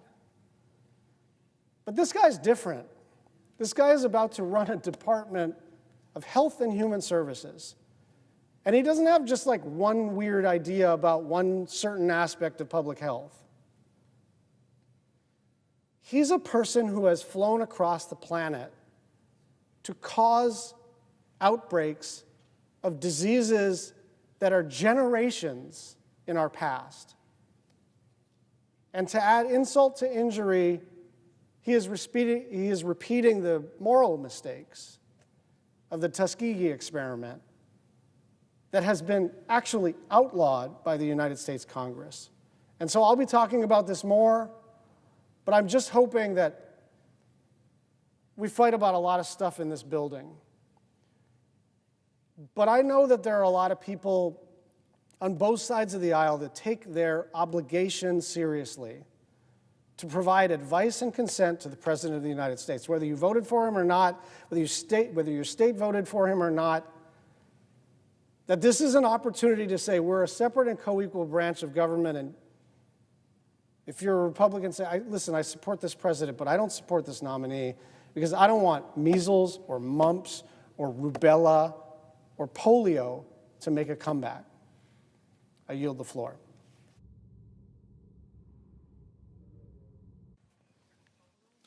The clerk will call the roll. Ms. Also Brooks.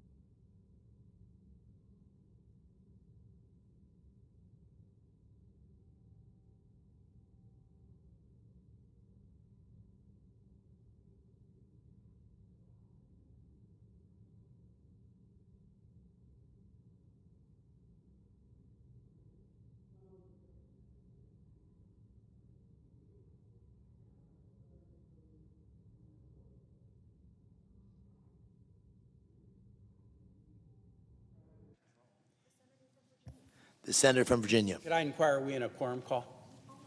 We are, Could I ask that it be suspended? without objection. Thank you, Mr. President. I rise to talk about the pending matter of the Pete Hegseth nomination to be Secretary of Defense. And before I get into the bulk of my comments, I want to just state my own record in terms of votes for the Secretary of Defense as a member of the Armed Services Committee. This administration is the fourth presidential administration I've been part of. I was elected with the second Obama administration, then served in the first Trump administration, then the Biden administration, now a second Trump administration. My track record as an Armed Services Committee member and member of this body, I voted for every Secretary of Defense nomination before the body. Focusing on the Trump nominees, President Trump nominated General Mattis to be Secretary of Defense. I voted for him in committee, voted for him on the floor, and he received a 98-1 vote with one abstention when he was before us in 2017. Secretary Mattis served during a portion of President Trump's term, then stepped down, and President Trump nominated Mark Esper, who had been the Secretary of the Army, to succeed General Mattis. Trump administration nominee paid me the honor of asking if I would introduce him before the Armed Services Committee, and I did. He's a Virginian. I had worked with Secretary Esper when he was Army Secretary on military housing issues. He had been responsive and professional, and so I said, sure, you're President Trump's nominee, but I'm going to introduce you before the committee. Secretary Esper was approved in the committee, I think unanimously, and the vote on the floor for Secretary Esper was 98-2. I bring that up just to say it is not my desire or norm to stand on the floor and speak in opposition to a nominee for Secretary of Defense, to speak in opposition to a nominee by President Trump for Secretary of Defense. I spoke the other day, probably 2 days ago here, about why I am opposing Pete Hegseth to be Secretary of Defense. What I want to focus on today is his claim, because I know my colleagues have been on the floor all day long explaining their own reasons for opposition to Pete Hegseth, but I want to just really drill down on what Pete Hegseth is saying about the allegations that folks are making against him.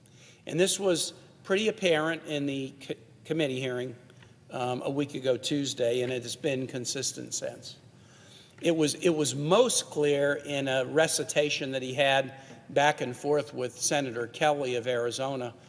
Senator Kelly asked him, I'm just going to ask you really simple questions. Here's an event that someone says you participated in, true or false?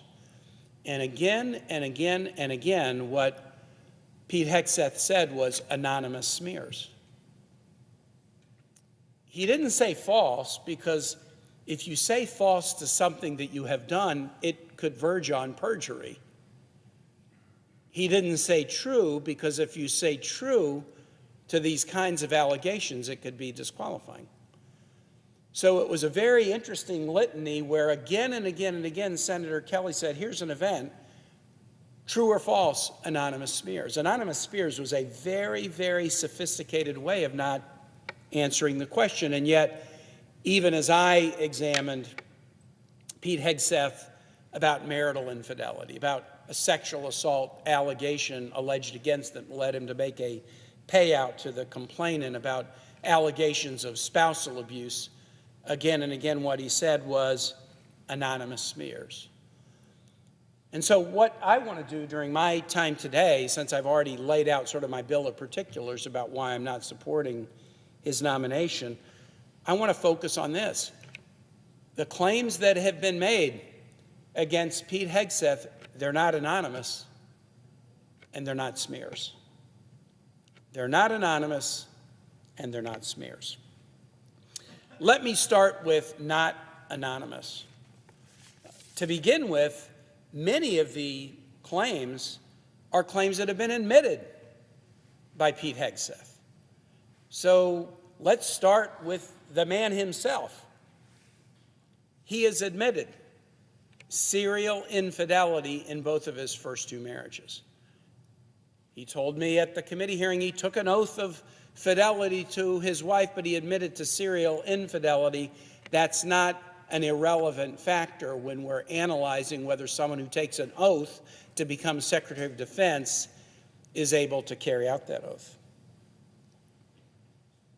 Pete Hegseth has admitted as recently as yesterday that he made a payout to somebody who charged him with a sexual assault. There was an incident in Monterey in September of 2017 that led to a criminal sexual assault complaint and a criminal investigation. It did not lead to criminal charges, but it did lead to a civil charge and a settlement and a payout and a non-disclosure agreement. He's admitted to all of that. He claims it was a consensual event. The victim claims it was a sexual assault, but the fact of the interaction and the fact that it was both cheating on an existing wife and also on the mother of a newborn child, he's admitted all of that. It is not an anonymous claim when Pete Hegseth has admitted to this. Second, it's not anonymous what Pete Hegseth's mother wrote to him. Pete Hegseth was in the middle of a very contentious divorce from his second wife, Samantha, in 2018, and he received a most extraordinary email from his mother. This is not anonymous, and I want to read the email. It is an extraordinary bit of tough love from a mom to a son. Son, I have tried to keep quiet about your character and behavior, but after listening to the way you made Samantha feel today, I cannot stay silent. And as a woman and your mother, I feel I must speak out. You are an abuser of women. That is the ugly truth, and I have no respect for any man that belittles, lies, cheats, sleeps around, and uses women for his own power and ego. You are that man, and have been for years. And as your mother, it pains me and embarrasses me to say that, but it is the sad, sad truth. I am not a saint, far from it, so don't throw that in my face. But your abuse over the years to women, dishonesty, sleeping around, betrayal, debasing, belittling, needs to be called out. Sam is a good mother and a good person under the circumstances that you have created, and I know deep down you know that. For you to try to label her as unstable for your own advantage is despicable and abusive.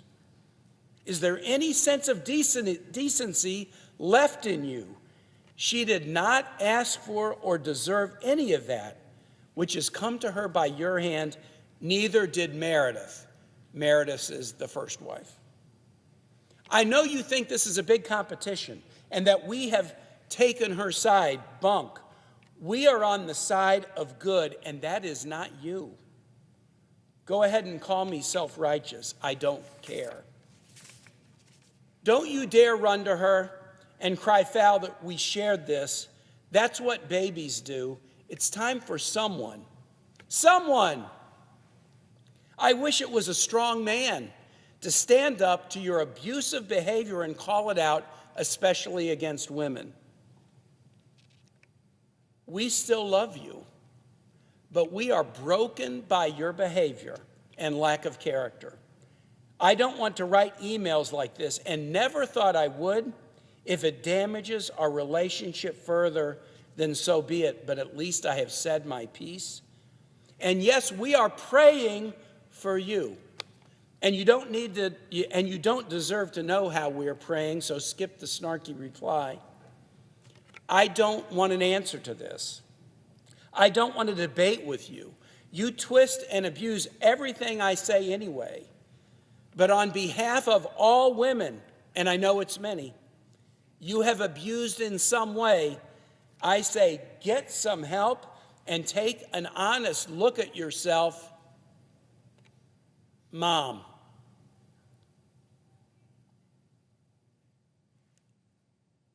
This is not an anonymous smear.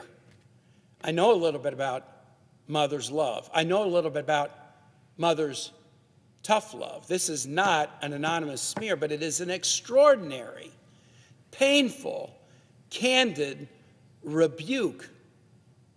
And Mr. President, why do I have this letter? This is not a letter that anyone in this body had. This is a letter that appeared in a newspaper about a month ago. The only people that would have had this email are family, the people closest in the world to Pete Hegseth. No one else would have seen this. No one else would have had it. No one else could have read it on the floor of the Senate unless someone very close to Pete Hegseth, a member of his immediate family, decided years after it was written that a man nominated to be Secretary of Defense, whose character had led his own mother to write this letter, this is a fact that should be put before the public in analyzing the character and qualifications of this individual. Not anonymous.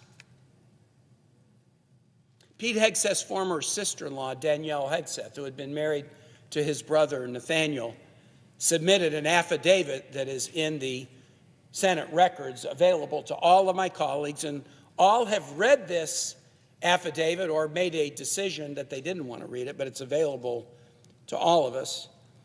And the affidavit that Danielle has written about the treatment that was referred to by his mother in this letter, it's completely consistent with what the mother says.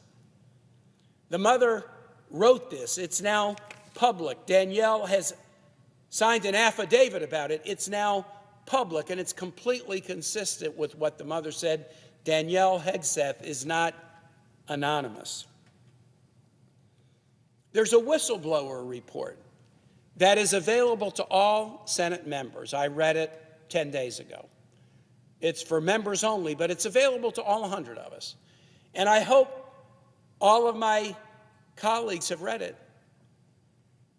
It would be a huge mistake to vote on this nomination not having read that whistleblower report. What does the whistleblower report involve? It's anything from anonymous. It's a report that was generated years ago when Pete Hegseth was the leader of an organization called Concerned Veterans of America. It wasn't created for this hearing. It wasn't created because of a Secretary of Defense nomination. It was created by disgruntled employees in an organization that Pete Hegseth was leading. It's a 7-page, single-space whistleblower report. And again, Mr. President, I got to say, it's anything but anonymous. In fact, it mentions, by my count, 36 names of individuals connected with Concerned Veterans for America and multiple events of improper behavior by Pete Hegseth as the leader. Being at work events impaired by alcohol, creating a toxic work culture that led to sexual harassment of women employees, repeated instances of unprofessional behavior and fiscal mismanagement of the organization. And I know that Pete Hegseth calls that anonymous smears, but when you read this 6-page document, and again, I just want to say to any public watching this, the senators in this body have all had access to it. So if you see somebody like Pete Hegseth saying it's an anonymous smear, no, the members of this body have all had access to Danielle Hegseth's affidavit, to Pete Hegseth's admissions, to the mother's letter, and to a whistleblower report with 36 names in it, attesting to a variety of unprofessional behaviors. That document was provided to Mr. Hegseth and his attorney, and they submitted a response. But by my read of the document, they could not get a single individual whose name is mentioned to challenge or retract any of the statements that are made in the document. This is anything but anonymous. Again, all members have seen this. All members have had access to it. These are not anonymous claims. They are on-the-record claims by people very close to this man, including, in a most unusual way, his own mother. Now, Mr. President, I will acknowledge this. There are some who have come forward who are anonymous. I have to acknowledge that. They're anonymous because they're afraid. I have had extensive conversations with a close personal friend of the second wife who has told me things that are directly supportive of the public materials contained in the mother's letter and the Danielle Hegseth affidavit. I don't know that he knows Danielle, but what he told me is completely consistent with Danielle Hegseth's allegations that Pete Hegseth was abusive to his second wife.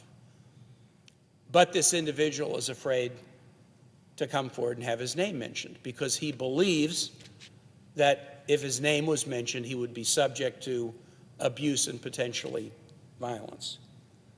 I have spoken to a close friend of Jane Doe, the complainant in the sexual assault allegation and the sexual assault civil complaint and settlement with direct knowledge of this. And she has told me a number of things that confirm the public reporting about the sexual assault allegation, but she is afraid for her own physical safety to come forward. And I've spoken to one of the individuals whose name is mentioned among the 36 whose name is mentioned in the whistleblower report, who participated in putting it together years ago, who was able to give some texture and context to this report that all members have had access to. She expressed a willingness to speak to the FBI about it.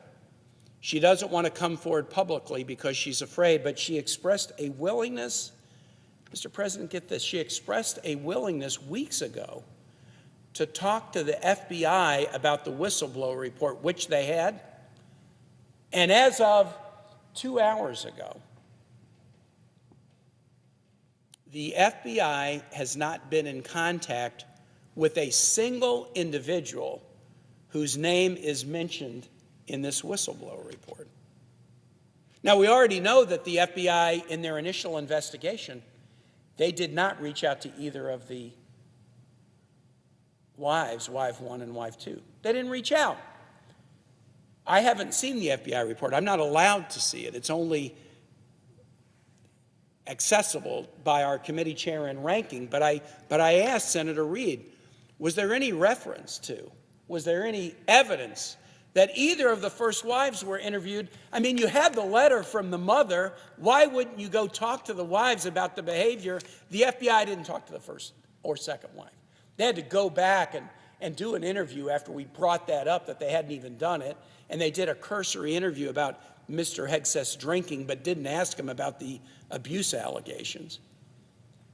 But as of 2 hours ago, the FBI still has not reached out to a single person whose name is contained as someone with knowledge about the whistleblower report and the activities of Mr. Hegseth when he was the CEO or the lead executive of Concerned Veterans for America.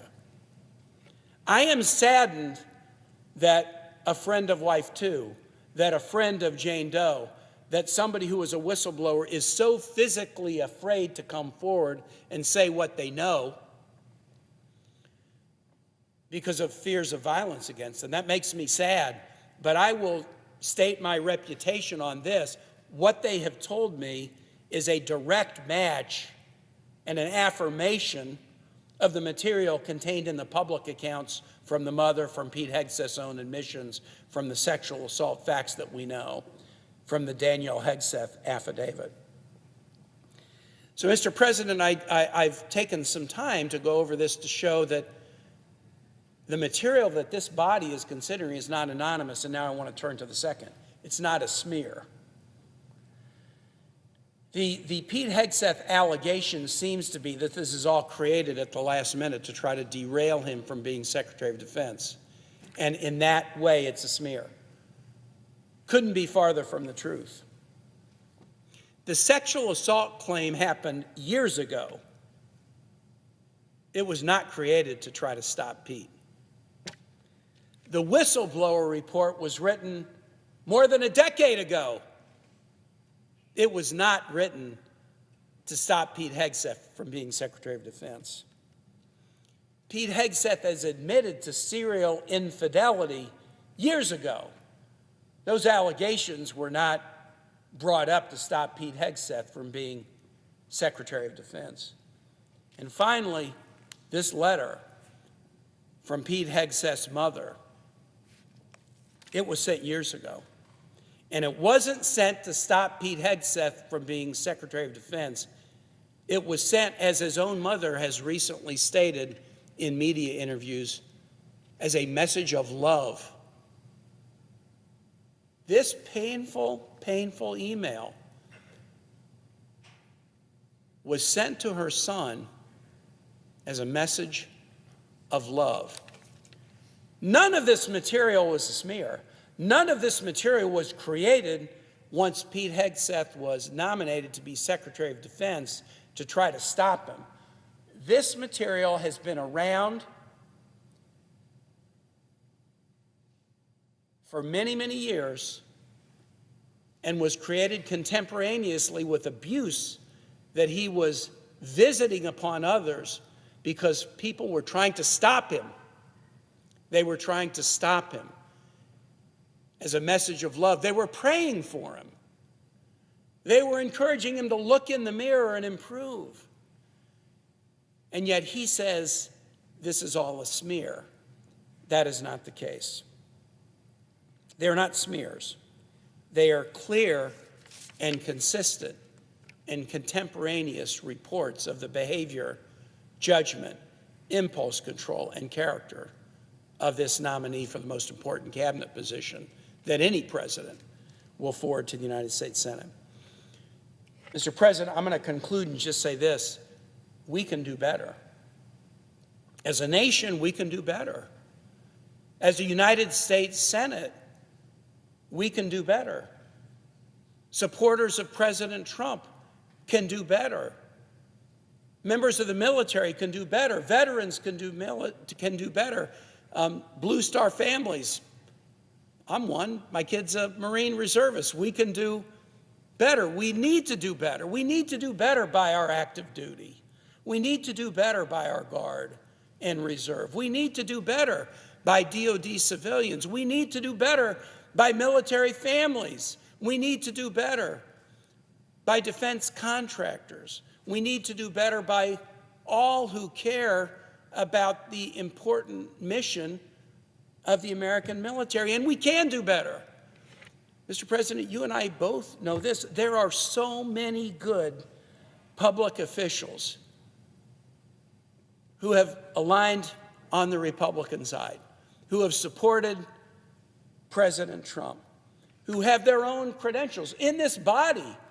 I could name a bunch, but I'm worried I'd forget one and then get in trouble with one of the ones I don't name. But in this body, there are senators who have served honorably in the military and are well qualified for the position of Secretary of Defense. In the House, there are members who are loyal to this president, who have served honorably in the military and are qualified to be Secretary of Defense. We have governors, we have mayors, we have leaders of companies who have supported this president and are loyal to his agenda and could get a 98-2 vote like Mark Esper did, or a 98-1 vote like General Mattis did, and would be loyal to this president and carry out this president's agenda. They are there. There are hundreds of them without the personal baggage of sexual assault claims that have been settled, of allegations of spousal abuse that have been testified to, of allegations of drunkenness on the job and fiscal mismanagement that are the subject of a very extensive report written by non-anonymous co-workers. And so as we near the vote for this most important position, My plea to my colleagues, as one who has supported every Secretary of Defense who's ever come before my committee, Democrat or Republican, is don't rush this and make a mistake. No one in this room, should this break badly following a confirmation, can say, wow, I didn't know. I didn't know. Everyone knows. Everyone has access to this material. Everyone knows the risk we would be undertaking in confirming Pete Hegseth to be Secretary of Defense. There will be no place, no shelter, no refuge of, wow, I was unaware of this. But more importantly than that, we all know people right in this chamber who are qualified by background, who are qualified by credential, but most importantly are qualified by character to undertake this most solemn responsibility. Let's get this one right. Let's take the time and get this one right. With that, Mr. President, I yield the floor.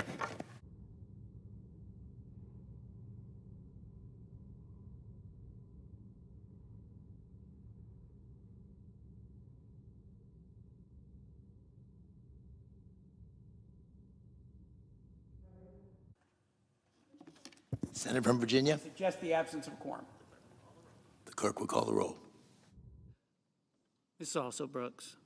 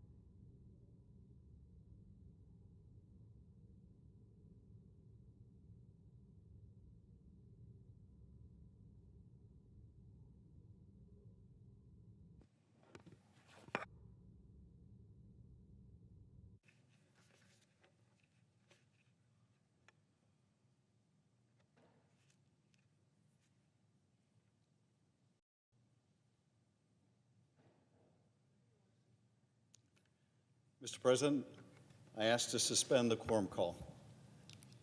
Without objection, the Senator from California. Mr. President, the men and women serving at home and overseas under the flag of the United States of America are counting on us. To guide the Pentagon through times of war or peace, they need and deserve a Secretary of Defense who is a person of considerable experience and can run a mammoth agency, who has exhibited good judgment, who is a person of good character, who appreciates the role of women in the military in and out of combat, and who they can look on in confidence to guide us through some of the most difficult and complex national security threats we have ever faced. And while I greatly respect his time in the service, regrettably, that person is not Pete Hegseth. This is no minor or ceremonial position. The Secretary of Defense is responsible for nearly $1 trillion budget, 1/8 of all federal spending, and the 3 million people who serve under that charge. In my time in Congress, I've worked with secretaries of defense from both parties who understood their sacred responsibility and upheld their oaths to support every one of our troops and lead our nation's military to the best of their ability. Secretaries Gates and Panetta, Mattis and Carter, and many others come to mind. But Mr. Hegseth lacks the experience to be the Secretary of Defense. Mr. Hegseth has not shown the judgment to be Secretary of Defense. Mr. Hegseth has not shown the character to be Secretary of Defense. For this job is a heavy responsibility, and he is not the right person for the job. His record speaks for itself. Financial mismanagement in the organizations he led, organizations much, much smaller than the Pentagon, with budgets that were a fraction of the size and nevertheless squandered and mismanaged. He has at times demonstrated a callous disregard for human rights and the laws of armed conflict, going so far as to recommend that the President disregard the Geneva Conventions and intervene in cases of service members convicted of war crimes. He has a history of belittling our brave women in uniform, of denigrating the service of women in uniform and their abilities. These failures are not trivial. They are real, they are significant, and they cannot be ignored. So let's not mince words. Pete Hegseth is the wrong choice for Secretary of Defense. Mr. President, many of my colleagues have spoken on the floor about Mr. Hegseth's personal shortcomings and lack of experience to carry out the job to which he has been nominated. I would like to speak also about what we need from a Secretary of Defense and what a more appropriate nominee should bring to this position of such immense responsibility. The challenges we face today are enormous. They demand real experience and leadership. The largest land war in Europe since World War II rages on. The Middle East is a tinderbox with a terrorist group still running Gaza, with hostages still in captivity, with a new Syrian regime of uncertain direction, a weakened but still dangerous Iran with all of its proxies still threatening retaliation. China looms as a peer global competitor with a stated object of expanding its influence and territory and outpacing the United States. China, Russia, Iran, and North Korea are increasingly aligned with the shared goal of rolling back U.S. influence and have developed a robust operational partnership. Iran and North Korea provide Russia with drones and missiles to prosecute its relentless war of aggression against Ukraine, all while China provides money and dual-use technologies to underpin Russia's resurgent wartime economy. Trade amongst this bloc seeks to frustrate U.S.-led international sanctions. We don't know what technology and know-how Russia has already or will provide rogue states like Iran and North Korea for their nuclear, missile, and other WMD programs. This growing alignment among authoritarians threatens our country and our allies. And yet here we are, being asked to hand over the keys to our national defense to someone so patently unqualified, so palpably unprepared. I think it is telling that Mr. Hegseth's opening statement to the Senate Armed Services Committee failed to even mention the war in Ukraine. Just imagine perhaps the most important national security issue that the previous Congress debated, whether to provide aid to our partners in Ukraine, to turn back the Russian attack and defend their homeland, doesn't merit a sentence in his opening testimony. This is a conflict that President Trump now owns, and we must rely on him and his administration, including, if he were confirmed, Mr. Hegseth, to support our Democratic partner. When the senator from Maine asked Mr. Hegseth about the omission of the war in Ukraine from his prepared remarks, here was his response. Senator, that is a presidential-level policy decision. This from the person who is supposed to be the president's senior advisor on defense matters and a key official needed to rally NATO and other nations to Ukraine's defense. We have a moral and legal obligation and imperative to aid Ukraine in its existential fight against Russia and to protect our NATO allies should Russia's ambitions be left unconstrained. The last Congress made clear its support with bipartisan overwhelming votes to reaffirm our support for Ukraine in this fight, and we will do so again as necessary. It is not just a matter of Ukrainian security. If Russia is allowed to succeed in its objectives in Ukraine, whether on the battlefield or through a forced but favorable negotiated settlement, it will not stop there. Russia is already engaged in influence operations, cyber operations, and attacks against critical infrastructure up and down its border with NATO. Allowing Russia to tear off parts of Ukraine will embolden Putin, allow him to better arm his war machine, and will send a message that NATO is fragmented and weak. And it will not be just Russia that receives this message.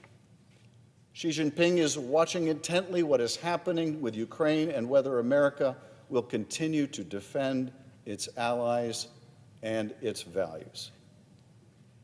This is why Taiwan supports U.S. aid to Ukraine, even if it means sending weapons there that might otherwise be shipped to Asia. Because Taiwan wants to know that if and when they face their own day of reckoning, that the United States will honor its commitments to come to its defense. Our allies must be able to count on us, on the President, on the Secretary of Defense. They must. A nominee who ignores our obligations or our national interests in helping Ukraine roll back Russia's war machine is not a person capable of defending our interests across the globe. They just aren't. The responsibilities go well beyond our foreign commitments. The Secretary of Defense has an enormous task to continue to rebuild the strength and readiness of our forces. For nearly 2 decades, wars in the Middle East and a long list of contingencies have pushed military readiness to the breaking point. The Army, Air Force, and Navy continue to face major recruitment challenges just to maintain their current size, let alone what may be necessary to, God forbid, fight a major war in the coming years. Against technologies we can only imagine now. We need a Secretary of Defense that can lead and inspire our troops from the most senior officers to the youngest enlisted men and women. Mr. Hegseth has belittled women in the military. He has attacked people who live their lives differently than he would prefer. He has stood with those who violate the law rather than those who keep the peace. And he has no experience running a large enterprise. His experience running small enterprises was a terrible failure. We need a Secretary of Defense with the management experience to rebuild and reshape our national security for the challenges of the present and the future. As our assistance to partners in the wars in Ukraine and the Middle East have shown, we need to bring about urgent reforms if we are to produce the platforms, weapons, and ammunition necessary to supply our partners with the tools that they need to fight and win. So long as our enemies test the dearness of our beliefs with fire and steel, we must ensure that our military remains the best equipped, best prepared fighting force in the world. This requires investment in our manufacturing sector and the defense acquisition process. Anything less is not an arsenal of democracy or freedom's forge. It is a failure of our duty to defend ourselves and our allies. Which is to say nothing of the need to develop new technologies and new operational concepts, tapping into the best innovative minds across the country. Let's face it, the United States is on the brink of losing its overwhelming technological edge. Bringing it back will require reshaping the Pentagon to include new participants, ready to disrupt some of our hidebound bureaucratic and expensive processes, new innovators and technologies, including many from my home state of California. Partners that embrace new technology and are more nimble to meet today's challenges. There is simply nothing in Mr. Hegseth's background or his performance to demonstrate that he has the necessary understanding or ability to make these changes. General Matthew Ridgway was one of the greatest military minds of the 20th century. His service spanned decades and continents. And after the end of his service as Supreme Commander for the Allied Powers, he was recruited to join the Wise Men, a group of retired diplomats, politicians, and generals who assembled time to give their advice to President Lyndon Johnson. He knew then, as we know today, what makes effective leadership in both war and peace, on the front lines and on the home front. He said that there is far more to professional fitness than knowledge and skill in the technology and tools of war.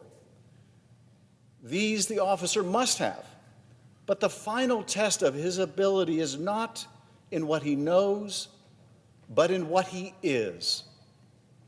There is no substitute, he said, for those innate qualities which we generally refer to as character. My fellow senators, put aside the nominee's lack of knowledge and lack of experience to prepare him for a role of this magnitude. We must also consider this nominee's absence of character becoming of a Secretary of Defense. You heard it in his confirmation hearings. You've heard it described by my colleagues today. You've seen it on television, read about it in the materials that we have been provided that demonstrates Mr. Hegseth's unfitness for this office. Character matters. It does. It still does. And no amount of tough talk on TV or bromides about a warrior spirit can make up for a distinct lack of character. General Omar Bradley, the first ever chairman of the Joint Chiefs of Staff and the longest serving active duty service member in the history of the United States Armed Forces, wrote to the Infantry School Quarterly in April of 1953. He said that leadership in a democratic army means fairness, not harshness, understanding, not weakness, justice, not license, humaneness, not intolerance, generosity, not selfishness, pride, not egotism. Think about those qualities. Think about whether the nominee we consider today resembles even just one of them. Certainly not generosity. Certainly not humanity. Certainly not understanding. Certainly not. I understand that politics can be complicated, but there is nothing complicated about this. Our service members are watching. Their families who fear that their loved ones may be sent to battle are watching. Our adversaries are watching. There's an inscription down the hall that says it plainly, what we should consider in this moment. Our government, conceived in freedom and purchased with blood, can be preserved only by constant vigilance. Constant vigilance. The vote before us today is about Mr. Hegseth, but it is also about all of us. What do we stand for? Are we being vigilant in the defense of our country? This candidate is not qualified. This candidate is not experienced. This candidate lacks judgment. This candidate lacks the character we need to lead this department at a time of great national peril.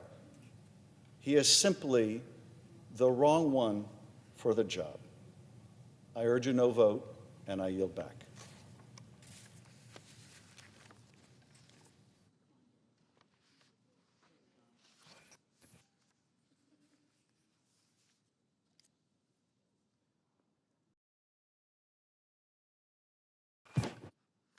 Madam President, I note the absence of a quorum. The clerk will call the roll. Ms. Also Brooks.